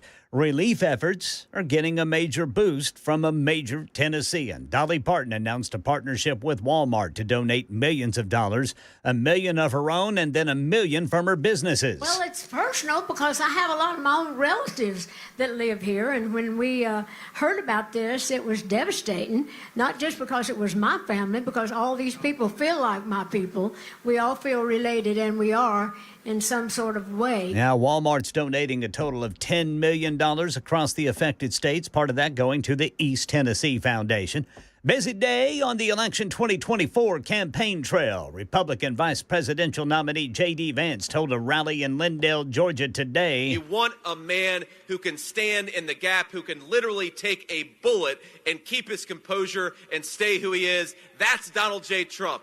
That's why we got to make him the next president of the United States, because we need a leader in the Oval Office, not a follower like Kamala Harris. Now, former President Trump goes back to Butler, Pennsylvania tomorrow.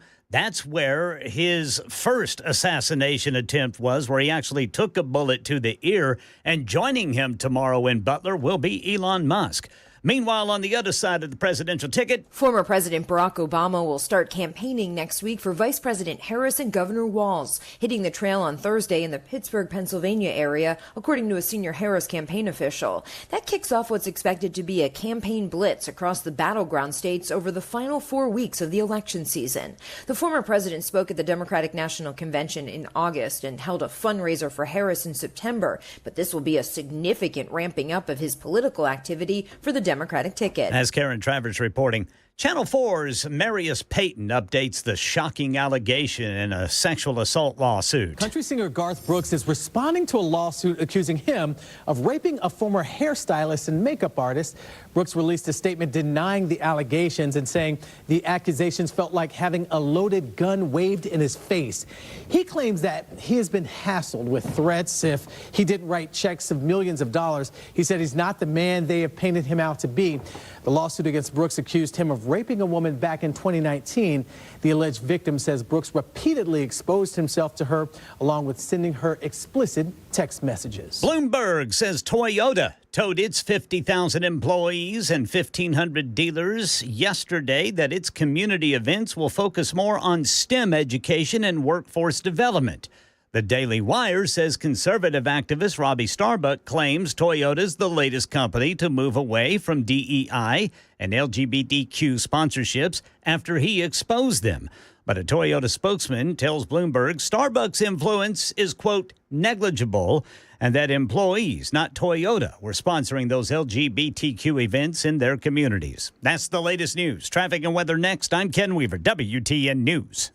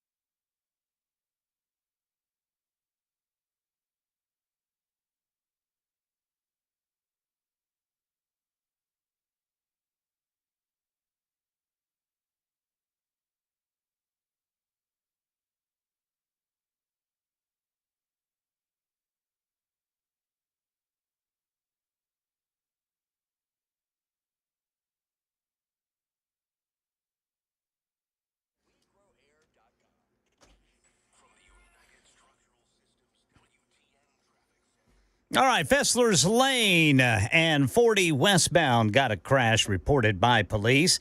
Looking there at Cheatham County, now we've got 2 lanes blocked of 24 westbound. This is at the Springfield, Ashland City Highway 49 exit. And then back here in Nashville, 65 northbound near the I-440 exit. Traffic every 10 minutes every morning on Super Talk 99.7 WTN.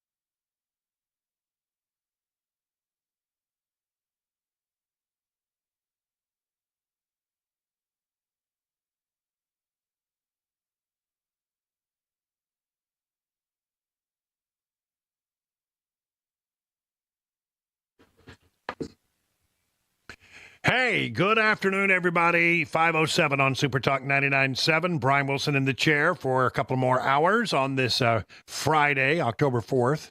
We're getting ready here in Watertown for the big semi-annual social event of the year, the big yard sale.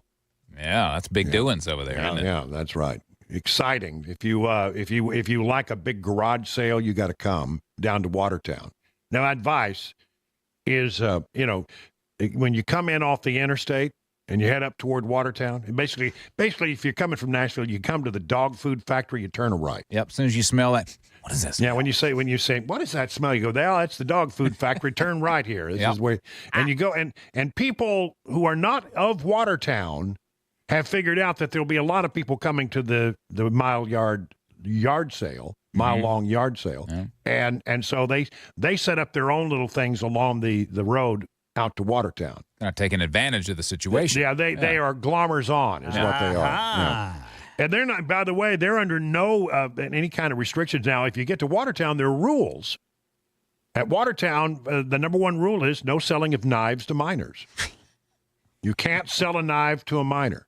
Now, out on the highway, it's just, it's the Wild West. No holds barred out there. No holds barred. You can sell anything out there. But if you want a good, wholesome family event and you want to go find some cool junk to take back home, then Watertown is your place. Make sure you bring plenty of cash, right? Yeah, your cash. That's right. Dollars on the barrelhead. That goes a long way. A lot of ones. Don't let them know you got 20s. Oh, yeah, don't do that. If they say, oh, you got 20s, well, no, you got, and by the way, dress down. Yeah, wear your holy clothes. You don't wear nice clothes to a yard sale. You wear your junky clothes so people think you don't have any money. These are top tips, man. Yeah, that's right. And if you got that big Apple Watch on, they'll spot you right away. That person's got money. Yeah. I'm going to show up in my Toyota Corolla. Yeah. They'll just give it all to, no, that guy needs it. Yeah, just open up your trunk and they'll just give it to you when they see that. But now it's a very cool thing, and it stretches across Watertown on Main Street. In fact, I got people coming to my house to do work on Saturday. I don't think they know about the yard sale. Uh-oh. Yeah, it's a challenge to get across Main Street. Might want to give them a heads up. Yeah, I better give them a heads up. Yeah, I want to do that. You know what? What's going to happen tomorrow also? Donald Trump's going back to Butler, Pennsylvania. Yes, sir. Trump returns to Butler, Pennsylvania for a rally Saturday. Here's how the Secret Service will secure the event. They will be stationed both inside and outside of the secure perimeter. How about that? This includes the roof of the glass company warehouse, where investigators say 20-year-old Thomas Crook fired 8 rounds on July 13th. Golly, it's like it was just yesterday. Since the attempted assassination of former Trump on July 13th, the U.S. Secret Service has made comprehensive changes, and enhancements to our communication capabilities, resourcing, and protective operations. And you know what I bet they'll do? I bet they'll listen to the damn Butler PD if they have something to say. What do you want to bet? Federal law enforcement and local police have been planning for Trump's return for 2 weeks. Multiple law enforcement officials told CBS News. The first in-person planning meeting with local law enforcement took place earlier this week on Monday. Senate report on the Secret Service and the Trump-Butler rally came out about just a few days ago and outlined a great number of failures. They said addressed some of these failures. A number of the tall buildings lining the perimeter of the Butler Farm Show create line-of-sight vulnerabilities for Trump. The Secret Service is mitigating that threat with stage enhancements, rows of farm vehicles parked around the rally site, bulletproof glass, according to the sources. Unlike the July 13th rally, members of the Secret Service, Pennsylvania State Police, and Butler Police will sit together, what a concept, in a unified command post. So there you have it. Pretty interesting. By the way, on that point, Mike Waltz is talking about, this is Representative Mike Waltz, talking about the second assassination attempt and that guy that's in jail, and they've been trying to get information from the FBI. Yesterday, I didn't really get to it. There was other things going on. But yesterday there was a story that came out that said that the prosecution of that individual, the shooter in the second attempt, the nutbag who spent all of his time in Ukraine. That person, they say, they asked for an indefinite postponement to that case while they continue to bring their investigated and get finished investigating the case. They said we can't tell you when we're going to be ready, but we'd like an indefinite postponement. Really unusual choice of words. Mike Waltz, who's been trying to get answers about all this as part of the congressional investigation, says that's a little game that the FBI is playing. You know what that allows the FBI to do? That allows them to say, it's under investigation. We're not going to answer any of your questions indefinitely. And that is completely unacceptable. Now is a time for maximum transparency and at least, at a minimum, tell the committee investigating, if you have to make the case that you need to do it behind closed doors, we want the guy fully prosecuted and to go to jail, then do it behind closed doors. But that isn't what we've been getting, Jesse. In fact, the last FBI briefing, he literally said, let me read you my pre-approved talking points. So my questions, amongst many, was he one of the ongoing Iranian plots? By the way, the FBI noticed back earlier this year that they had an Iranian operative from their intel service loose in the United States. Where did that guy go?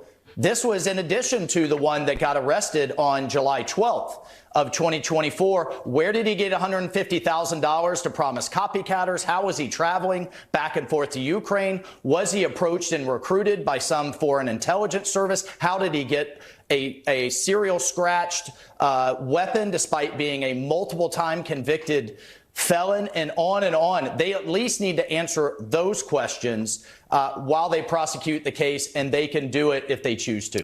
There you go. It raises a few eyebrows for me. I don't know about you. I'm sort of now very suspicious when anybody says it's an indefinite postponement of the prosecution of this case while we conduct our investigation.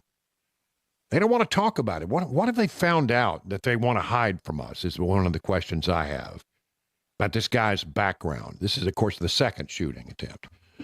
All right. Elon Musk, by the way, will be with Trump at the Butler rally. Elon Musk says he will be there to support Donald Trump on Saturday when the former president returns to Butler to hold a rally at the site where the first assassination attempt unfolded earlier this year. I will be there to support, he said on X in response to an image Trump shared promoting the upcoming event. So there you go. He is, fully on board with Trump. And by the way, he's been working, as we learned earlier in this broadcast, with the people in his Starlink company to make sure that the people in the flood zones are getting the communications that they need. Because, the federal government ain't doing, excuse me, I nearly said a word. It ain't doing enough. I want to talk a little bit, since we're talking about Pennsylvania, a sort of a deep dive on Pennsylvania. But there's a really interesting article here about Pennsylvania, and they say that the race is dead even. This comes from the Brookings Institute.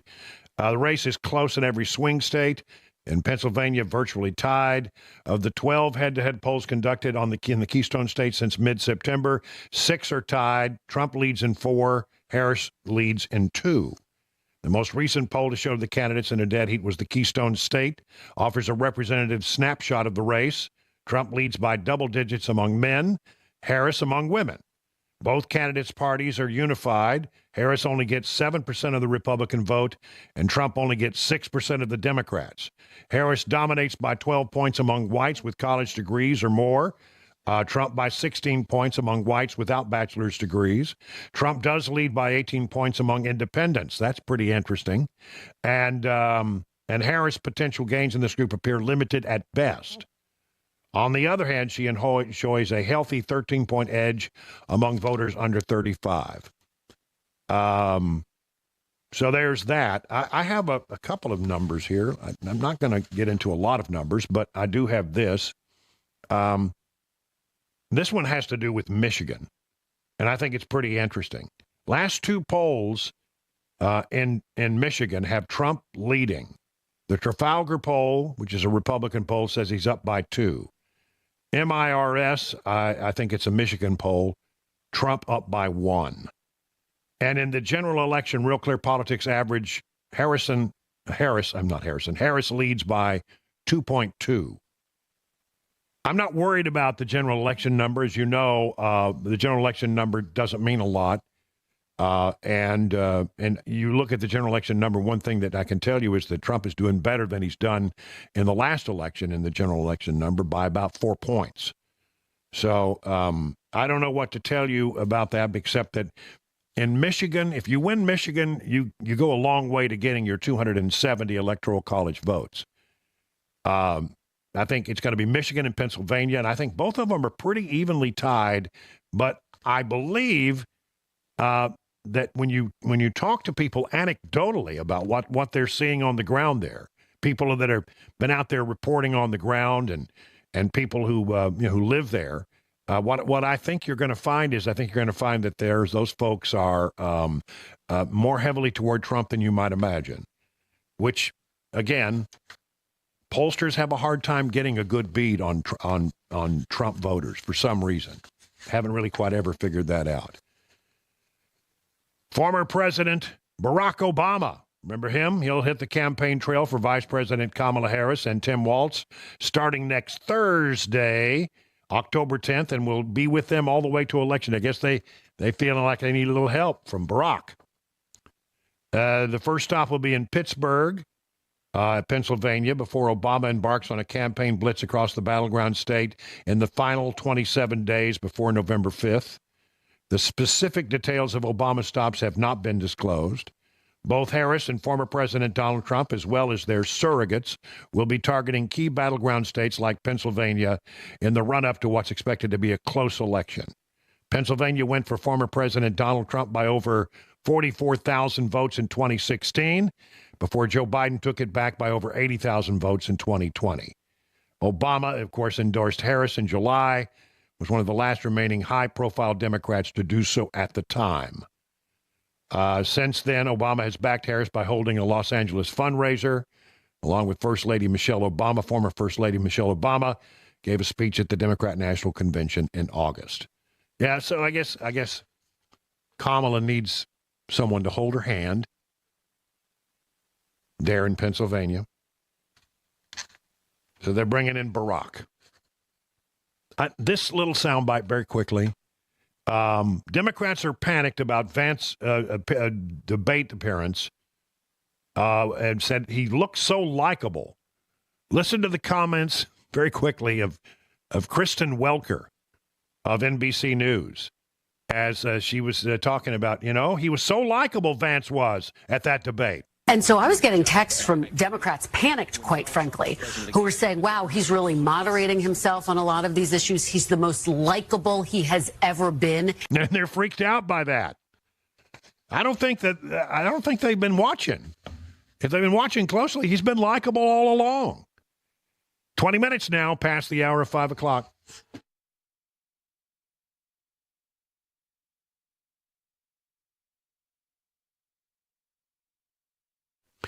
There are a lot of diagnoses out there, a pill for everything, but not all diagnoses are accurate and not all pills are good for you. If you get a diagnosis for European auto repair, stop, get a second opinion before you make a major decision. And in case you don't know, Eurofix is the home for second opinions. Before you spend hundreds or even thousands of dollars on European vehicle repair from a diagnosis you got someplace else, go check out Eurofix. You'll get a free 15-minute no-wrench inspection with an estimate at every visit. No high-pressure sales tactics. At Eurofix, you get a 3-year nationwide warranty and a free loaner car with every repair appointment. At Eurofix, you never pay dealer prices. They are located in Franklin, 100 Oaks, Murfreesboro, Belmead, and their newest facility, lovely facility in Mount Juliet, right there on Mount Juliet Road. Call this number, 844-EUROFIX, or visit myEuroFix.com and tell them your friend and radio buddy, Brian Wilson, sent you. Hey, it's Dan Mandis, and I am so glad that California Closets has fixed my closet catastrophe. After exact measuring and planning, they came over and got to work. Yeah, once it was all plotted out on their 3D CAD system, the pieces are measured, cut, and precisely installed into my space. It was clean, fast, and professional, and above all, my new closets look and function great. Now, this was my dormer, and now this is my new dormer thanks to California Closets. Look at all of this added space for shirts and shoes, you name it, and it is cut so precisely, simply amazing. And my old closet that has now been reborn as the ultimate in style and functionability, making the best use of the space that I had. They can work on just about anything: bedrooms, garages, home offices, closets, pantries, and so much more. Find them online, CaliforniaClosets.com, and see what they can do for you. You can schedule a free design consultation. Mention my name, CaliforniaClosets.com.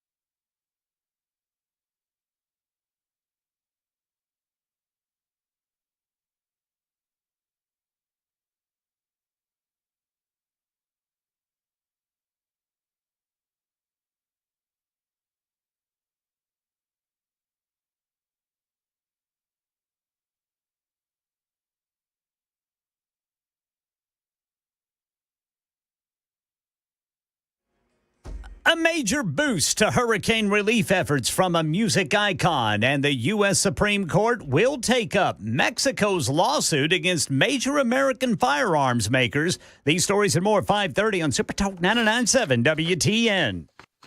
It is 25 minutes past the hour of 5 o'clock on Super Talk 99.7. I'm Brian Wilson, and we got Ken Weaver in the newsroom, Chris Weber in the control room. Together we make up the Three Amigos. We'll get to that coming up in just a short while. You know, the Three Amigos, I'm enjoying that so much. I've got a good one today. All right. I mean, I got a good one. I've been holding on to this one. All right. Good. You're gonna like it. So that's coming up in a minute. I do want to say that I really hope that folks, don't mind it when I talk about my new adopted hometown of Watertown and talk about the things that are going on here. It's a great little community. It's bucolic. It's bucolic, Watertown. That's right, and it is bucolic. I think when you eat some of the food down there from the vendors that are going to be there at the yard sale, you'll say, "I got me a case of the bucolic." Is what I got. Oh man, that chili dog did not go down good. You got any Pepto? I know, but I don't think I mentioned this at all. But I was going to run for mayor of Watertown. Really? Yeah, I was going to run. I actually looked into it and was going to do it, but it turns out that there's this little thing in radio world called an equal time provision, which meant that if I ran, I would have to give equal time to the people who are also running, and that we can't do that. That's it's a non-starter. Yeah. So I had to change my plans. And but that's how much I love this little town. Now,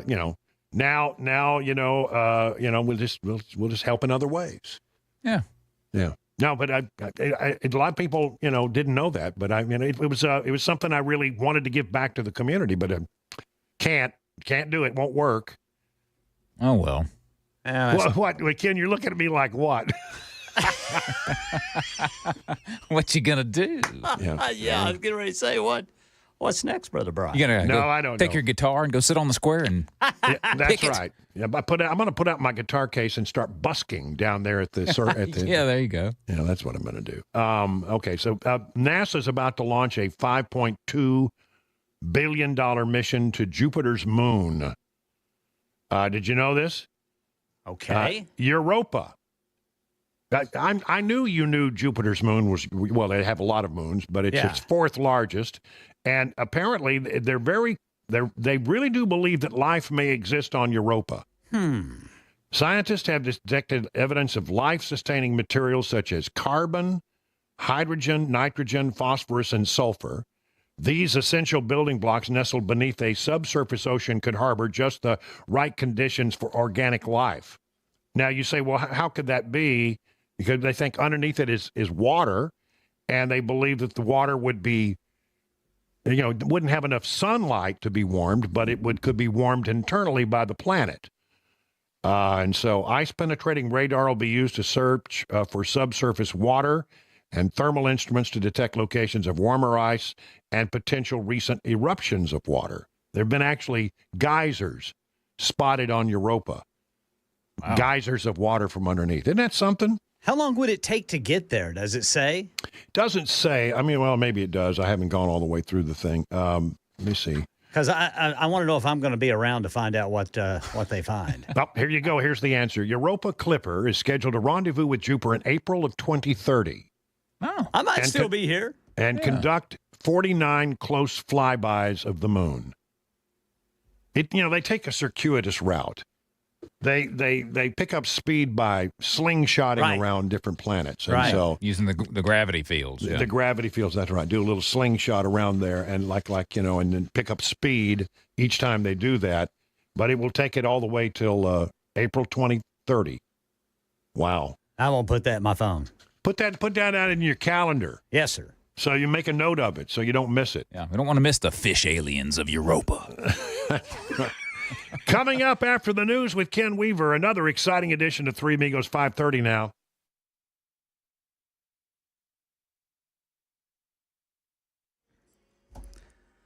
I'm Ken Weaver with your top stories. I don't see a chance for rain all the way into the first part of next week, and it looks like we may have a cold front moving through this weekend. Tell you about it during the full forecast in 5 minutes. Hurricane relief efforts getting a major boost from a major Tennessean today. Helene, Helene, Helene, Helene, you came in here and broke us all apart. Helene, Helene, Helene, Helene, but we're all here to mend these broken hearts, and that's what I'm doing here. So Yeah, she is. Dolly Parton at a Walmart in Newport announced she's giving $1 million of her own money, $1 million from her businesses, and then Walmart announced $10 million across the states impacted, including $1 million to East Tennessee Foundation. Hurricane Helene now blamed for 215 deaths. No new ones here in Tennessee, still at 11, but others are missing and others are cut off. As for that plastics plant in Irwin, where TBI is investigating 2 workers' deaths and 4 missing, CEO Gerald O'Connor claims workers were not told not to leave during flooding. There was time to escape. Employees were not told at any time that they would be fired if they left the plant. After checking to make sure everyone was out of our plant and to rescue important files, I was one of the last people to leave the plant and luckily escape. Supreme Court says it will hear a case involving major American gun makers and the government of Mexico suing these companies for $10 billion. Smith & Wesson, Beretta, Colt, and Glock are among the firms hoping the Supreme Court blocks the Mexican government's lawsuit. The $10 billion claim filed in Massachusetts federal court is based on the idea that the companies knew their guns were being sold to traffickers to smuggle them into Mexico. The firms insist they've operated legally and that the case has no business in American courts. Mexican authorities say 70% of the weapons that flow into their country come from the U.S. That's Stephen Portnoy and the latest news. Traffic and weather next. I'm Ken Weaver, WTN News.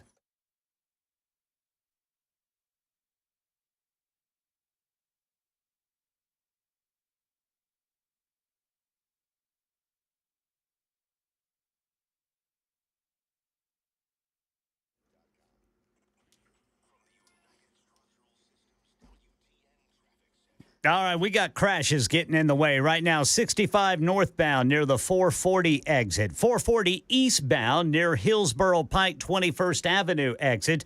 Then we've got 65 northbound approaching Vietnam Veterans Boulevard. 40 westbound after Fessler's Lane. And in Cheatham County, 24 westbound at Springfield, Ashland City, Highway 49 exit. You've got 2 lanes blocked by that crash. Traffic every 10 minutes, every morning on Super Talk 99.7 WTN.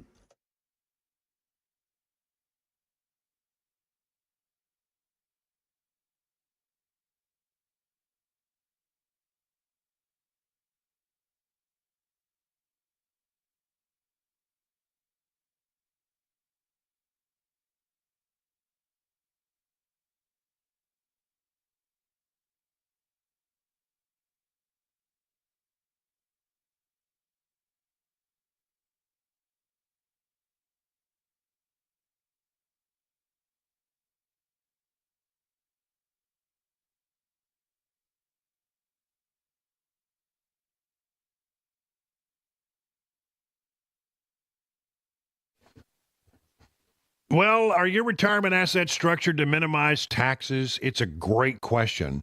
Could be hard to believe that many hardworking Americans like you could be overpaying on taxes in retirement. You could be taxed on your IRA, your 401k, and any other tax-deferred retirement accounts. Beacon Capital Management is here to give you peace of mind. With the threat of massive tax increases just around the corner, your nest egg could be in trouble unless you take advantage of defensive tax-saving strategies now. Defend your hard-earned retirement savings by scheduling a free retirement tax reduction analysis today. No cost, no pressure, no obligation. If you've saved more than $250,000 for retirement, don't wait any longer. Schedule your free retirement tax reduction analysis from the good folks at Beacon. Just call this number, 615-488-9303, or visit askbeaconnow.com. Hey, what's up, guys? This is Matt Murphy for Members Nutrition. I want to tell you about the Members Nutrition difference, and I want to encourage you to go over to the Members Nutrition website. Number one, they believe at Members Nutrition that they can sell vitamins and supplements at a lower cost point, and they're doing it every single day at membersnutrition.com. Number two, they want to make these products right here in the United States of America, not from some overseas company, and they do that every single day. I encourage you to go to membersnutrition.com. You'll get 50% off your purchase price at checkout. You don't have to put in any codes. Just go to membersnutrition.com. Once again, membersnutrition.com.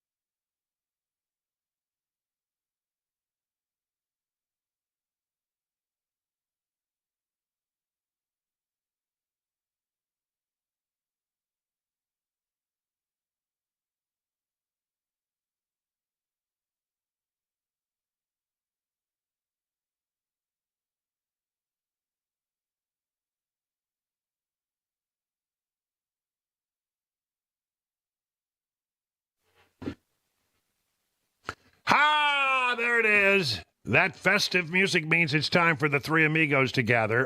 The Three Amigos are in the newsroom, the one, the only, bearded wonder. You know him as Ken Weaver. Hello, Ken. Good afternoon, boys. Yes. And there's Chris Webber in the control room pushing all the blinky buttons. Good afternoon, Chris. I need to come up with some sort of impression that I can do to greet everyone. Yeah. I just don't know what I would do. Well, W.C. Fields is taken. Yeah, W.C. Fields. Maybe we need to update our impressions. I'm just saying. Man's been dead for a century, I think. And I am Brian Wilson, your friend and radio buddy. Together we make up the Three Amigos. The idea here is, well, we start off by finding odd stories, little things that we think are interesting. It could be about anything. It could be about nothing. And then many times we run off the rails. Yes, sir. And you never know where we have rails. We have rails now. There are no rails on this segment. No rails. So who wants to start today? I don't want to go first. I got a dumb criminal story. All right, I love dumb criminal. You never go wrong with that. All right. Now, you know, there's we're getting to the point in Alaska where it's going to be nighttime all the time. Mm-hmm. Outside of maybe like an hour a day or something. You might get like a sunrise and then it's sunset immediately. And that's all I can figure is this guy's problem. His name is 49-year-old Michael Gale Nash. He dressed himself up in black jeans, black boots, a black Carhartt jacket, and a black hat on Monday and sauntered up to a First National Bank in Anchorage at around 9 o'clock and began violently pulling on the front doors. Employees told Nash through the glass, "Sir, we don't open for another hour." But he stood his ground and he passed a note through the locked doors to the bank supervisor. "This is a robbery. Put the money in a bag and I will walk out. This is a robbery. God help us all," the note read.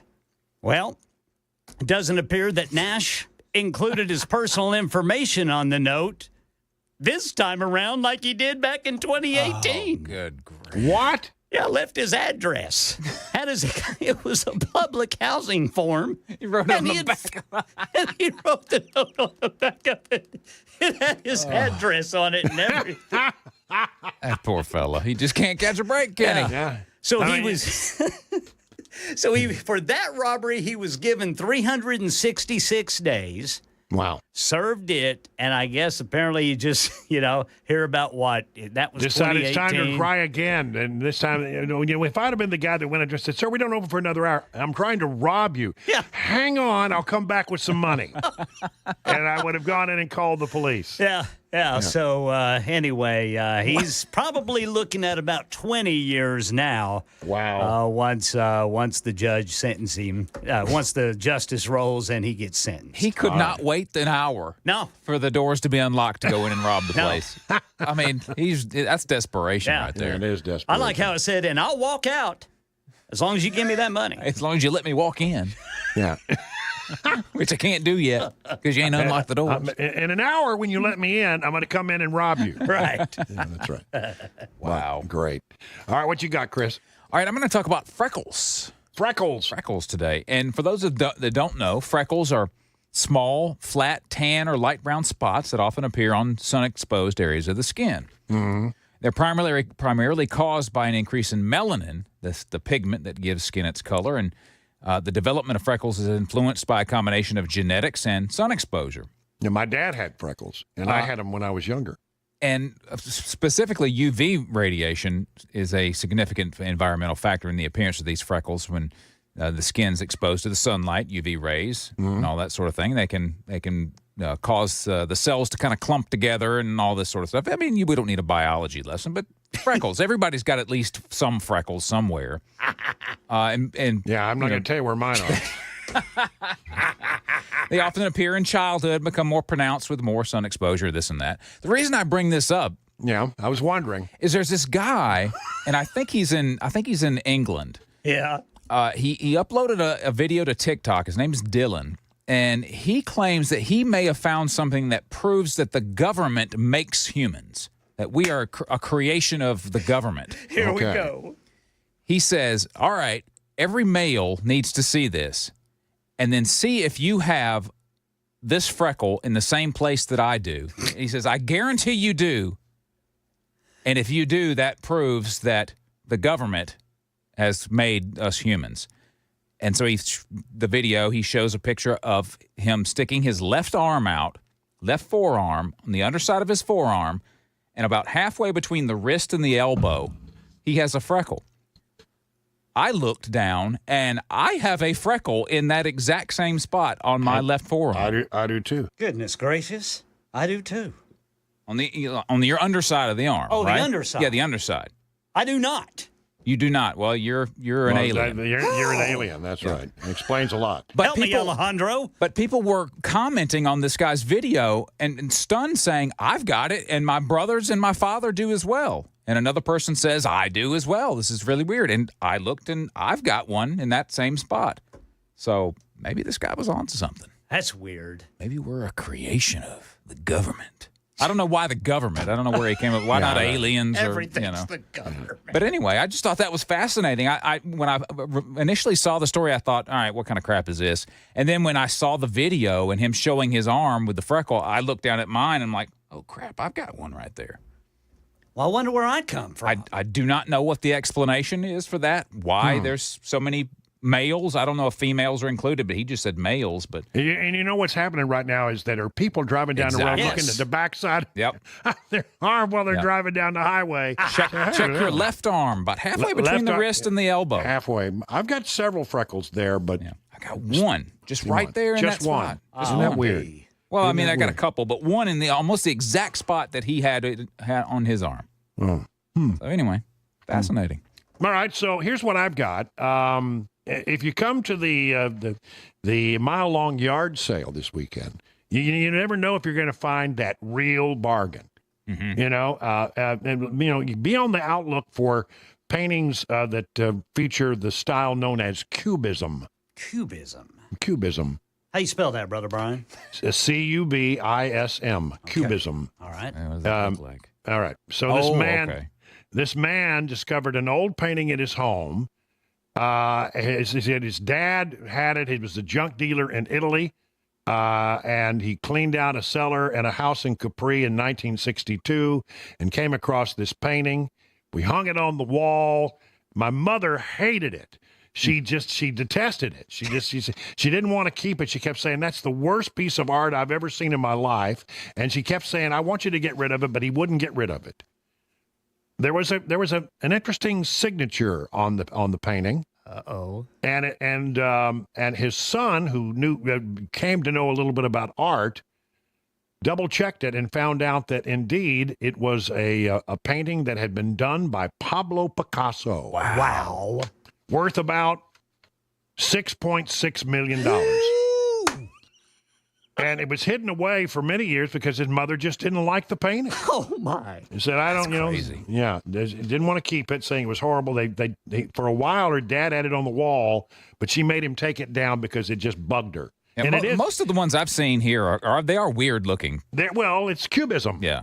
Cubism. It's kind of halfway abstract. I would say if you ask me what word describes the art of Pablo Picasso, I would say it's surreal. Surreal, yeah, that's a good word. But apparently the correct art term, this is one you can take this to the dinner table tonight. Okay. Go to the dinner table and say, Pablo Picasso was well known for being the father of the Cubism era in art. I had to look it up. I didn't know. Well, I wonder how I'm going to bring that up tonight. Yeah. Cubism. The word of the day is cubism. Man, what if his wife had thrown that away? Like she in hated a fit it that of much. rage. Yeah. Or took a knife to it. Yeah, just slashed it up. That's what I think of your picture. But here's the bigger question. Have you ever stumbled into something at a garage sale or you gone into an old antique store and you pick up something that they don't think has any value? Mm-hmm. But you find out it really does have some value? Not that I can think of. My wife one time bought a Gucci purse for about $20. And whenever she was checking it out, the clerk was going, "Where did you get that?" And she said it was back there on the shelf. She goes, "Oh my gosh." Turns out that thing's worth about $500. Wow. Nice. She got it for $20. Got it for $20. That's not bad. I like it. Yeah. I mean, it's not $6 million. I mean, the only thing that I've ever, had any luck with, I think my proudest purchase was, of course, a guitar. Mm. I was in Austin. Imagine that, a guitar. Yeah. I was in Austin, and I stopped by a guitar store that I knew about there that had a bunch of old guitars, and I found an old guitar in the back, and I kept looking at it, and I kept saying, I think that thing's worth some money. I think that guitar might be valuable, but they didn't seem to really. I mean, it's surprising because most guitar places really know what they've got. Oh yeah, yeah. Then they got some Sharpies there who know what they've got. But I talked him out of it for I think about $100, and I think it's about an $800 guitar. Ooh, nice. Yeah, and it was it's an old Hound Dog guitar. Yes, sir. It's right over there on the wall. Yeah, a Hound Dog guitar, which is what they call a resonator guitar. Yeah. And the value on it, I think, is pretty good. So I think that was probably my best one. I can't think of anything else that, yeah. Well, that was at an auction. I got a great old microphone, an RCA 77DX ribbon microphone. Anybody, this is real geek stuff, but anybody knows microphones will go, that's a good one. This was built back in the day by the RCA Corporation. They got very fragile ribbons in them, metal ribbons in them, and somehow that's what produces. They're well known for especially good on voices and on horns in the recording studio. And they're delicate and they're hard to find. And I got that one. I think the auctioneer was doing me a favor because I got it for a lot less than it was worth. That's the way to go, Brother Brian. Yeah, I think it's worth about $2,500, $3,000, but I got it for a couple $100. This guy was bidding against me, and I said, the auctioneer said, "Who'll give me $75?" I didn't say anything. Guy said, "I'll give you $75." Another guy said, "I'll give you $100." And I think I said, I'm gonna bid $200, and I turned to the guy and said, let's not get into a bidding war because I'm going home with this microphone. Back off, buddy. And he said, okay, it's yours. So I think I got it for $200, and I think it's worth about $2,500. Nice. Yeah. That's really cool. That's the way to go, Brother Brian. By the way, before we get out of here, quick check of the Members Nutrition Super Text line. Yep. I've got the freckle. I have it. I have the freckle. A picture of a guy, and let's see, does he have, yep, he's got the freckle. I have one there, too. I've got a freckle, too. I have a left arm freckle. I've got the freckle, too. I mean, seriously, people are this is a thing. Okay, well, now I'm worried about me. Yeah. I don't have one. You're freckleless. Maybe you did have one and it got ripped up, scarred off or something. Maybe in all my arm wrestling tournaments. Yeah, it could have been something like that. I'm sure that's what it was. It's 50 minutes now. Wow, who knew? 50 minutes now past the hour of 5 o'clock.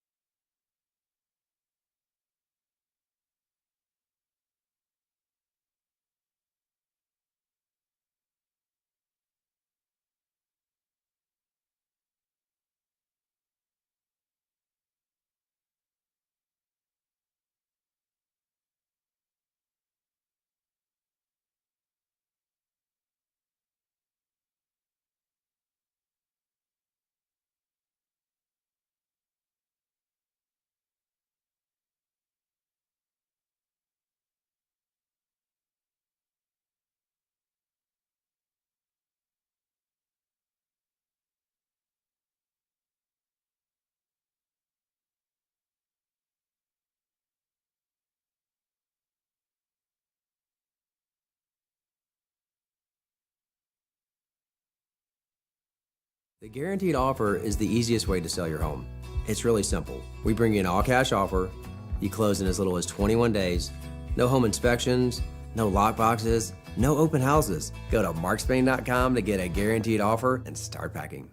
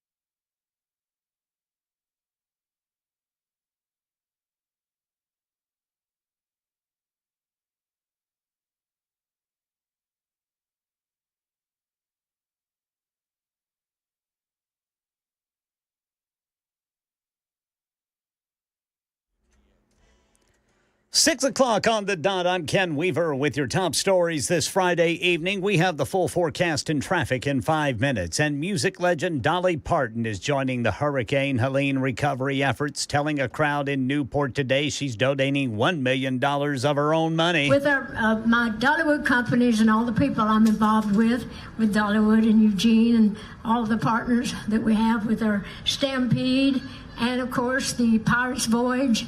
And, of course, the Dollywood Foundation. And we've added another $1 million to that. Yeah, Walmart's going to donate a total of $10 million to relief efforts across the affected states. And a part of that will be going to the Eastern Tennessee Foundation. Meanwhile, on the election 2024 campaign trail. Visiting a disaster-stricken part of Georgia for the second time this week, the former president vowed that anything that can be done for those affected by the storm will be done.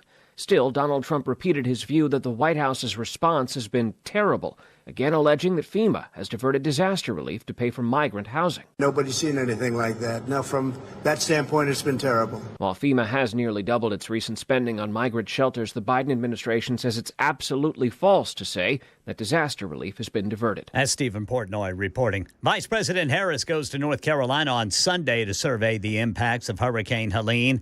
Now the death toll up to 215 across Tennessee, Florida, Georgia, and the Carolinas. No new deaths here in Tennessee. We're still at 11, but we still have people missing, and then there are still Tennesseans cut off. More people in Lebanon are being asked to evacuate as Israeli forces continue with their air and ground campaigns there to go after Hezbollah terrorists. Ines de la Kutera in Tel Aviv says a new crop of people in Beirut are being asked to evacuate. We now know of at least 88 towns and villages that have been told to evacuate. And when you look at a visualization of where those towns and villages are, it does appear that the evacuation orders are moving steadily north. According to the Lebanese Health Ministry, 2,000 civilians have been killed since Israeli forces began their campaign 2 weeks ago. And at today's White House press conference, President Biden said the Israelis haven't concluded yet how they'll respond to the strikes by Iran this week. That's under discussion. I think there are, if I were in their shoes, I'd be thinking about other alternatives than striking oil fields. The president was pushed on what he thinks Israel should do, and he'd only say that's between him and them. He defended his lack of engagement with Prime Minister Netanyahu. They haven't spoken since late August, saying his team is in constant contact with the Israelis. Yeah, Karen Travers says Biden was speaking in the White House press briefing. That's the first time he's made an appearance there as president. And that's the latest news. Traffic and weather next. I'm Ken Weaver, WTN News.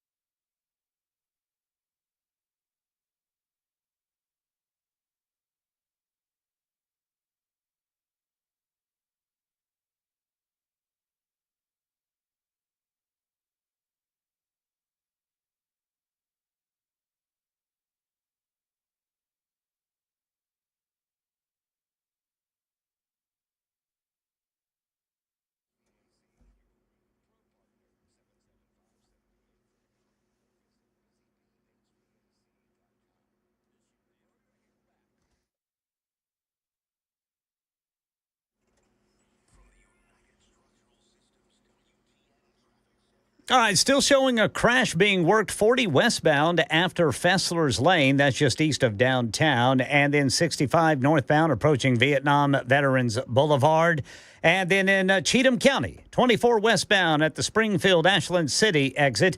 That is an accident reported by TDOT. Traffic every 10 minutes every morning on Super Talk 99.7 WTN.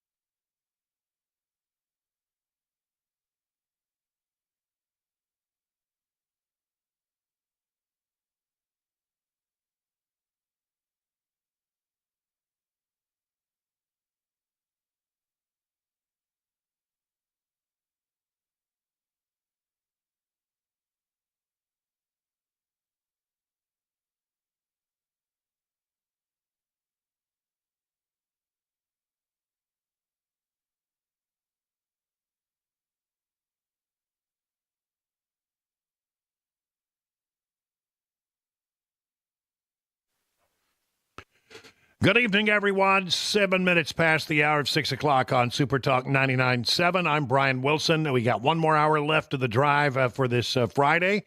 One more hour of excellent radio for the whole week, and then we'll hand it over to Mark Levin, who, by the way, also does excellent radio. Just saying, I'm not the only guy who does excellent radio, but you're going to get some excellent radio this hour. At least that's my hope. Hurricane Helene and the flooding that came with some 31 inches of rain across places like North and South Carolina, Georgia, and eastern Tennessee, still causing problems. And I think the question that is coming, this is 1 week. This is 1 week ago that this hit.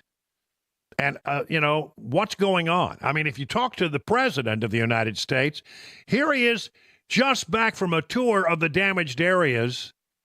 Just listen to this question he was asked on the way back into the White House last night. What do the states in the storm zone need, Mr. President? Okay. What do the states in the storm zone, what do they need after what you saw today? Oh, in the storm zone? Yes, sir. I'm wondering what storm you're talking about. I didn't know what storm you were talking about. You mean that one you just went down and looked at? That one. But then he goes on to say something that I think many people who are in the storm zone would say is not true. They're getting everything they need. They're very happy across the board. They're very happy across the board. They're getting everything they need. They're very happy across the board. All right. So is that true? I would say that if you talk to the people in North Carolina right now, where they're still digging out, they're not exactly sure what the federal government is doing. We ain't seen no federal people. I ain't seen no. You know what it is? It's your neighbor. It's your friend at the gas station, the dude at Hardee's and McDonald's. That's who it is. I see them around. I don't know exactly who's doing what. Seems like most of the food is coming from civilians that are volunteering. We haven't seen FEMA. We haven't seen Red Cross. We haven't seen Hearts with Hands. We've seen no agencies come through here. Most people drive through with their cameras out, filming us like we're animals in a zoo. Right now, somebody came out and they looked through the house and kind of got an idea of how far the water rose, what was in the house, that kind of thing. I'm not sure what goes on beyond that. They said it'll be about 10 days for me to hear back. I do know they give like an emergency disbursement of like $750 per family. Wow, that'll help you out a lot. I mean, it's not nothing, $750, but I mean, we just gave $8 billion more to Iran just the other day. And we have plenty of money to make sure that the illegal immigrants have a place to sleep. Why is it so hard to help out the people who are in need? FEMA, come by and they look at your house. Well, it's terrible. They came out halfway up the wall of your living room there. Gee, that's a shame. Well, we'll get back to you in 10 days. Oh, by the way, here's $750, which, when you're looking for a hotel room and you're eating out of, at restaurants, or if you can find a restaurant, you need to rebuild your life. And you can't go to the bank and get money out of the bank because, they give you a check. It really doesn't do any good because you can't go to the bank and cash it. The bank is been flooded as well, right? No electricity. So, thanks a lot, FEMA. Honestly, I'm telling you, I don't know what to say about this. Here is Jordan Lanning, who has caught some attention because he's been able to somehow tweet out on TikTok and all that other thing, things that are going on there. And he spoke to that nice Martha McCallum over at Fox News earlier today. I thought it was pretty interesting. He's in North Carolina, and he's not seeing any help from the federal government. We aren't getting what we need right now. I mean, there's plenty of people that are still homeless, that lost everything. I mean, we are starting to get food and water, which we're very thankful for it. Mm-hmm. But there's many people that are not going to get what they need for many, many months. Like I was saying last night, the government is telling us what we need. We know what we need, and we are asking for it, and it's either been denied or it's taking too long to get here. They're telling us what we need at this point. We're seeing like the Salvation Army. I know my old previous job, Walmart, they just came in with trucks upon trucks upon trucks trying to help out where they can. I haven't seen any federal, but I've just seen the local organizations coming together, helping each other. We need our water back desperately in the city. Our water plant was severely damaged. We aren't going to have running water for, they said, 6 weeks, 2 months. 6 weeks to 2 months without running water. And that's the biggest issue right now. We need that fixed as soon as possible. And there's many people that can't just rely on bottles of water for everything. There was a news report that was released. There were anonymous police sources that were saying that there were bodies that were finding in trees, and that the morgue was full, and they were placing it in, I think it was trailers, they said. And they're still finding bodies right now. We're thinking, okay, we're going to be getting help soon. Everyone should be okay. Power should be up and running, hopefully, in the next day or two. We thought everyone knew people were coming to help, and no one was coming. As of right now, it just seems like mainly the locals helping right now. I mean, I personally haven't seen any federal response, but I know that I've heard other people say they have. So I'm not going to say that that there's none here right now, but they're definitely not big here yet. It's supposed to be about we the people, but right now it just seems all our government really cares about right now is the upcoming election. We are not pleased with President Biden and Vice President Harris at all. And I know a lot of my old coworkers who were extremely pleased with Kamala Harris are now outraged with her. And it's just, like I said, it's not we the people, it's we the people and the government. Yeah, they want your vote. But if they really wanted your vote, what they would do is trying to help you, right? Don't you think that would be the thing you should be doing? I think that's what I'd be looking for. Anyway, the long story short is you have a situation right now where, the help is just not getting to the people that need to get the help. I am telling you, it's maddening. It truly is. The former president of the United States, Donald Trump, has been touring some of the areas in Georgia today, and he got on the phone with Elon Musk because he wanted to see if he could help some folks out with some communications with those super duper nifty neato Starlink setups that allow you to have high-speed internet via satellite. In North Carolina and in Georgia and in some others too, they have no communication whatsoever. All of the poles are down, all of the wires are down, they're all lying in the mud, right? And I said, well, what can I do? They said, we need help.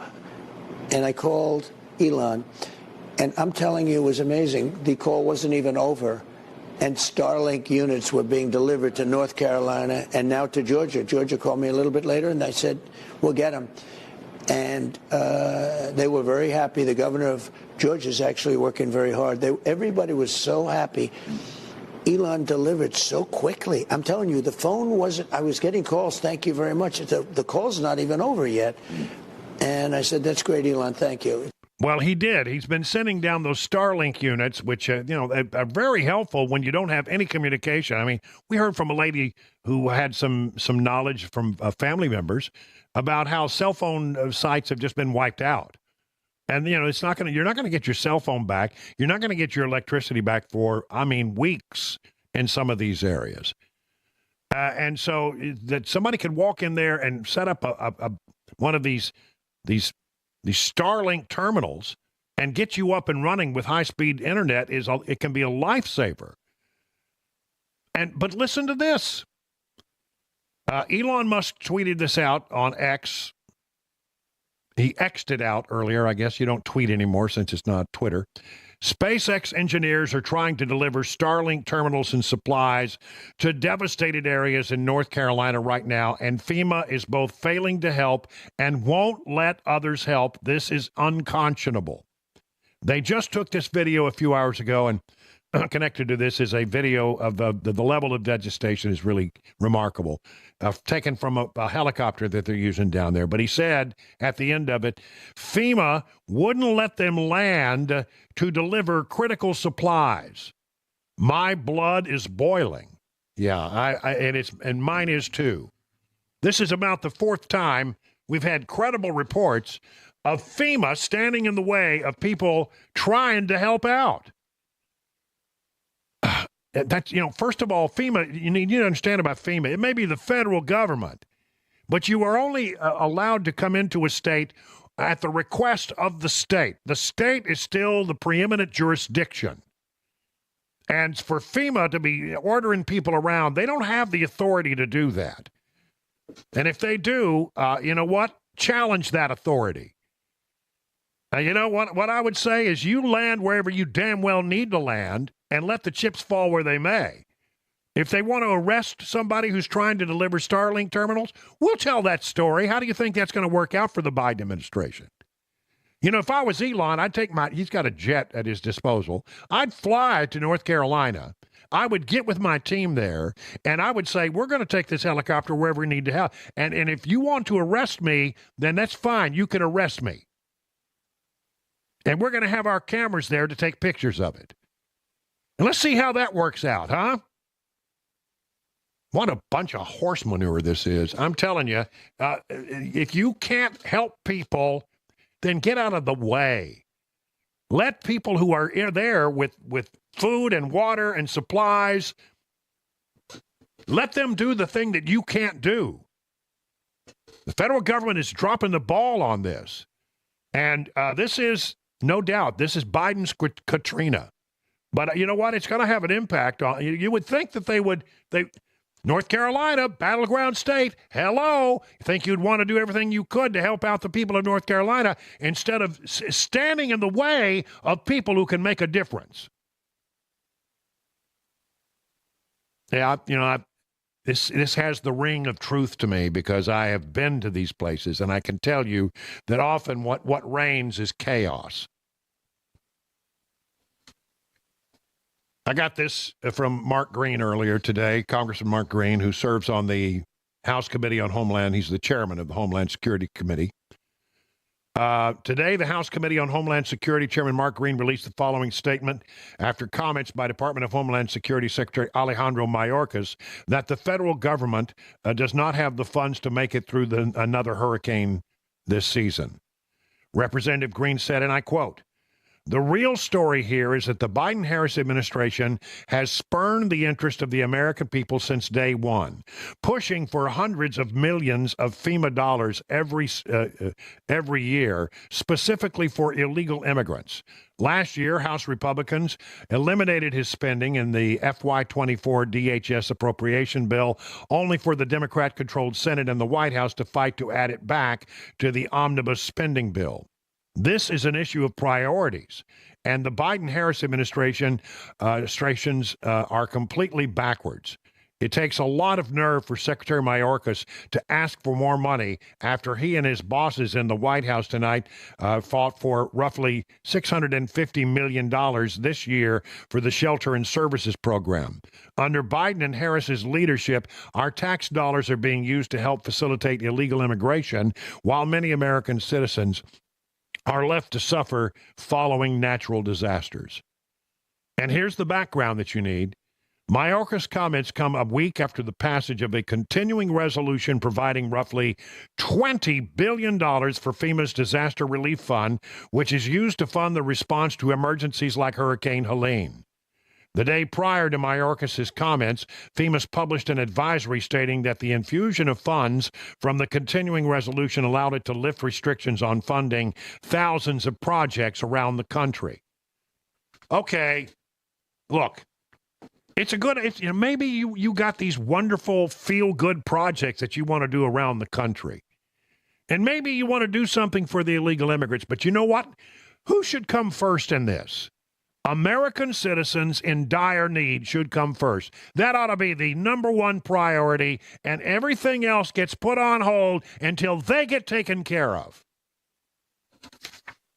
I'm telling you, they better get this crap straightened out pretty quick. This is just unconscionable to be stopping progress instead of helping people.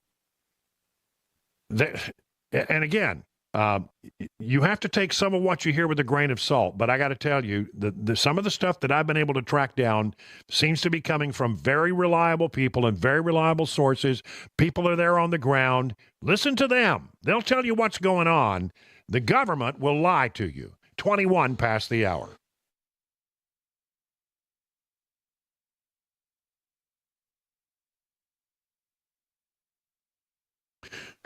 You know, the spring season, I'm sorry, excuse me, that's the wrong piece of copy. Let's try, how about if I read this one? How about this one? DT McCall's, they've been around here for more than 100 years. 5 different locations in Middle Tennessee. You know, and that's a great thing. They've been around so long because they have a reputation for treating people right, to being honest and forthright with them. And that's what you want, right, when you're doing business with anybody. And if you go into DT McCall's and you find something that you need, just, you know, ask them, well, how much is this going to cost you? And I tell you what, they'll give you a good, decent price, good, honest price. And when I say honest, that means they're not going to charge you more for delivery and setup and haul away of the old thing.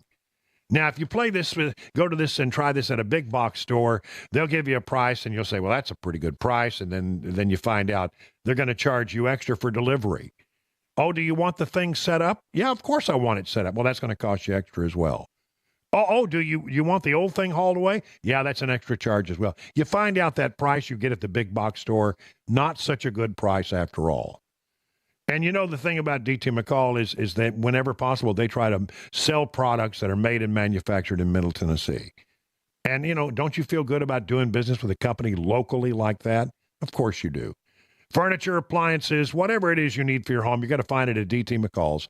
Find out about their 5 convenient locations by going to their website, dtmccalls.com. The guaranteed offer is the easiest way to sell your home. It's really simple. We bring you an all-cash offer. You close in as little as 21 days. No home inspections, no lockboxes, no open houses. Go to markspain.com to get a guaranteed offer and start packing.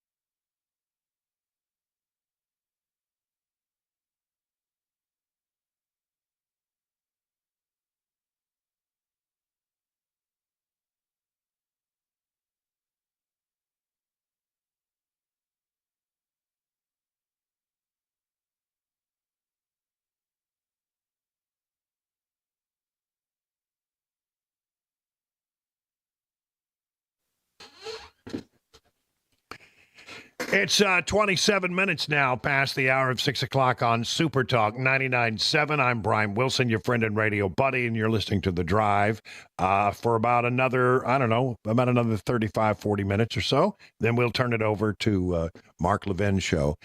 We were just talking about the situation in North Carolina where it seems that's where the worst damage is. That's not to say other places aren't really having trouble. East Tennessee's got its own headaches, and Florida and Georgia, they've got their problems. But I mean, the devastation that I'm seeing in North Carolina is really biblical in proportion. And I keep looking at this, and I keep seeing these stories about folks who have gone in there to help, who actually have the ability to save lives and to make a difference there on the ground, being given a lot of trouble. We told you yesterday about this guy, Jonathan, I want to get his name here, John Howard. Jonathan Howard's his name. He works for the Florida State Guard. And the state of Florida said, hey, look, man, they need your help going up there. State of Florida, Governor DeSantis sent him up there to North Carolina to help out, right? And they have been helping out. They've been flying helicopters in and out, right? And these are private helicopters, not government helicopters. And he said, we don't see any government helicopters. We see a lot of private aircraft, but no government helicopters. But listen to this. This is a quote from today, from the same guy we told you about yesterday. There's just a complete failure of weak leadership here in North Carolina, the federal government, and it takes mind-strong leadership in Florida to send us up here. If it wasn't for DeSantis sending the State Guard Special Missions Unit up here, this never would have ever happened. But there's no support here. There's no leadership. When we meet these locals on the ground, they're asking, you're from the State Guard? Yeah, I'm from Florida. And they're like, well, where's North Carolina? They're asking us where their leadership is. They have no understanding of what's going on. And then, and this is the part that really makes me mad, and then they says, we've had officials here try to kick us out of Lake Moore, out of Chimney Rock, nonsense stuff. They're asking me for my authorization to be here. It's the most insane thing you would ever see. It's like they want these people to die. This is nuts. This is nuts. I've never heard of anything like this. I mean, I've heard of people, saying, well, you're out of your jurisdiction. This is our jurisdiction. I've seen that stuff over the years, sure. But it would seem that when there's a need as great as there is in the state of North Carolina right now, when people like Elon Musk want to go in there and help people get their communications back up, it's almost as if they don't want people to know how bad it is because they think it's going to have an impact on the election. I'm beginning to think that may be what this is all about. Don't let people get in there. Don't let them tell these stories because it's bad, and we don't need this kind of bad publicity 30 days before an election. I mean, it's the only thing I can figure out because it doesn't make any sense otherwise. Time for the news at 6:30.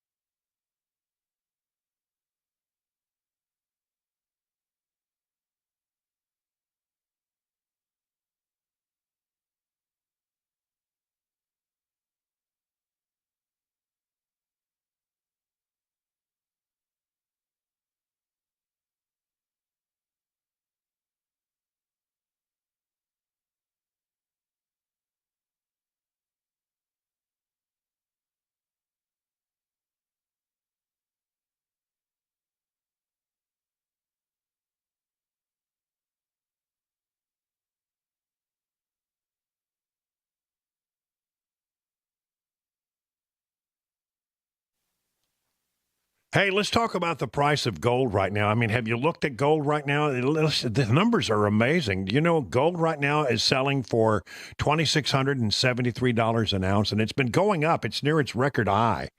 Silver gone up as well. What about the dollar? Well, since 2020, the dollar has lost 25% of its value. That's the impact of government-induced inflation stealing your wealth. And it doesn't seem the government has any plans to stop that. It's an election year, and they'll make a lot of promises, but you know how they are. That's why no matter who is in office, gold protects you from the D.C. spending spree. And where do you go to get that protection? Well, reach out to my friends Kyle and Hannah at Nashville Gold and Coin. They will take good care of you, keep you well informed about all precious metals opportunities. Act now and get your shield against out-of-control government spending. Go to NashvilleGoldandCoin.com. That's NashvilleGoldandCoin.com and set up your appointment today. The guaranteed offer is the easiest way to sell your home. It's really simple. We bring you an all-cash offer. You close in as little as 21 days.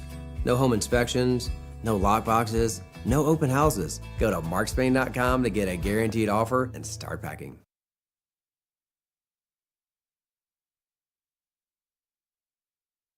Hey, what's up, guys? This is Matt Murphy for Members Nutrition. I want to tell you about the Members Nutrition difference, and I want to encourage you to go over to the Members Nutrition website. Number one, they believe at Members Nutrition that they can sell vitamins and supplements at a lower cost point, and they're doing it every single day at membersnutrition.com. Number two, they want to make these products right here in the United States of America, not from some overseas company, and they do that every single day. I encourage you to go to membersnutrition.com. You'll get 50% off your purchase price at checkout. You don't have to put in any codes. Just go to membersnutrition.com. Once again, membersnutrition.com.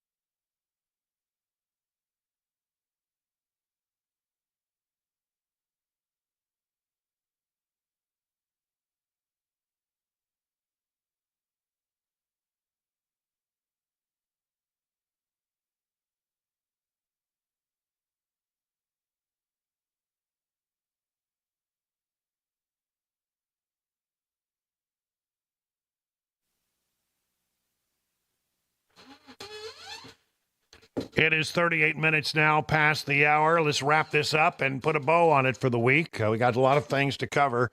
The numbers came out today about the job report, and it was as these things go, it was a stellar job report. The Biden administration put it this way: today we received good news for American workers and family. More than 250,000 new jobs in September. Unemployment down to 4.1%. And they claim that they have created 16 million jobs. Boy, I tell you what, they love to play with the numbers in this administration. You got to understand that those aren't new jobs. Those are jobs that came back after the pandemic, which the job losses they caused. Remember those? I do. I remember them. So there you have that. Now, here's what I want to tell you. I don't believe these numbers one bit. I mean, just think about this. What's going on in the world? We have an election. Okay. People are worried about what? The economy. This is the number one thing. Everybody says it's the economy. followed by immigration. They're concerned about those things, but mostly it's pocketbook issues. They know that. And people are concerned about it, right? They're concerned about it, and they vote their pocketbooks. So why don't we give them some good news? Doesn't it seem a little suspicious that this stellar job report that nobody expected, nobody saw this and said, hey, well, look, man, this, things are going so well, we're bound to get a good stellar jobs report. Nobody feels that way in the real world. People are struggling. And so, surprise, surprise, surprise. Just before the election, a very positive jobs report that has the rate of unemployment going down to 4.1%, and we have added 254,000 new jobs. I have one word, 2 syllables. I don't believe it. I just don't believe it. And here's why I don't believe it.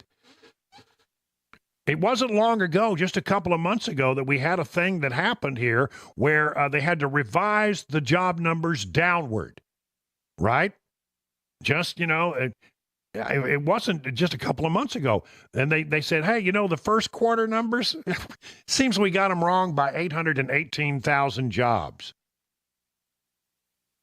Oops, sorry. We forgot to carry the 1. I don't know, whatever, they misplaced a decimal point or something. I don't know what happened, but it's 818,000 for the better part of 1 million jobs that they over-reported. Oh, yeah, we got, no, I guess it turns out we didn't.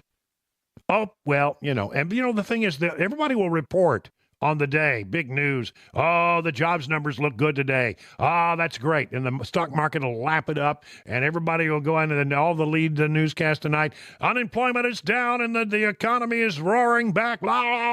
That's exactly what I didn't see the evening newscast, but I guarantee you it was one of their top stories.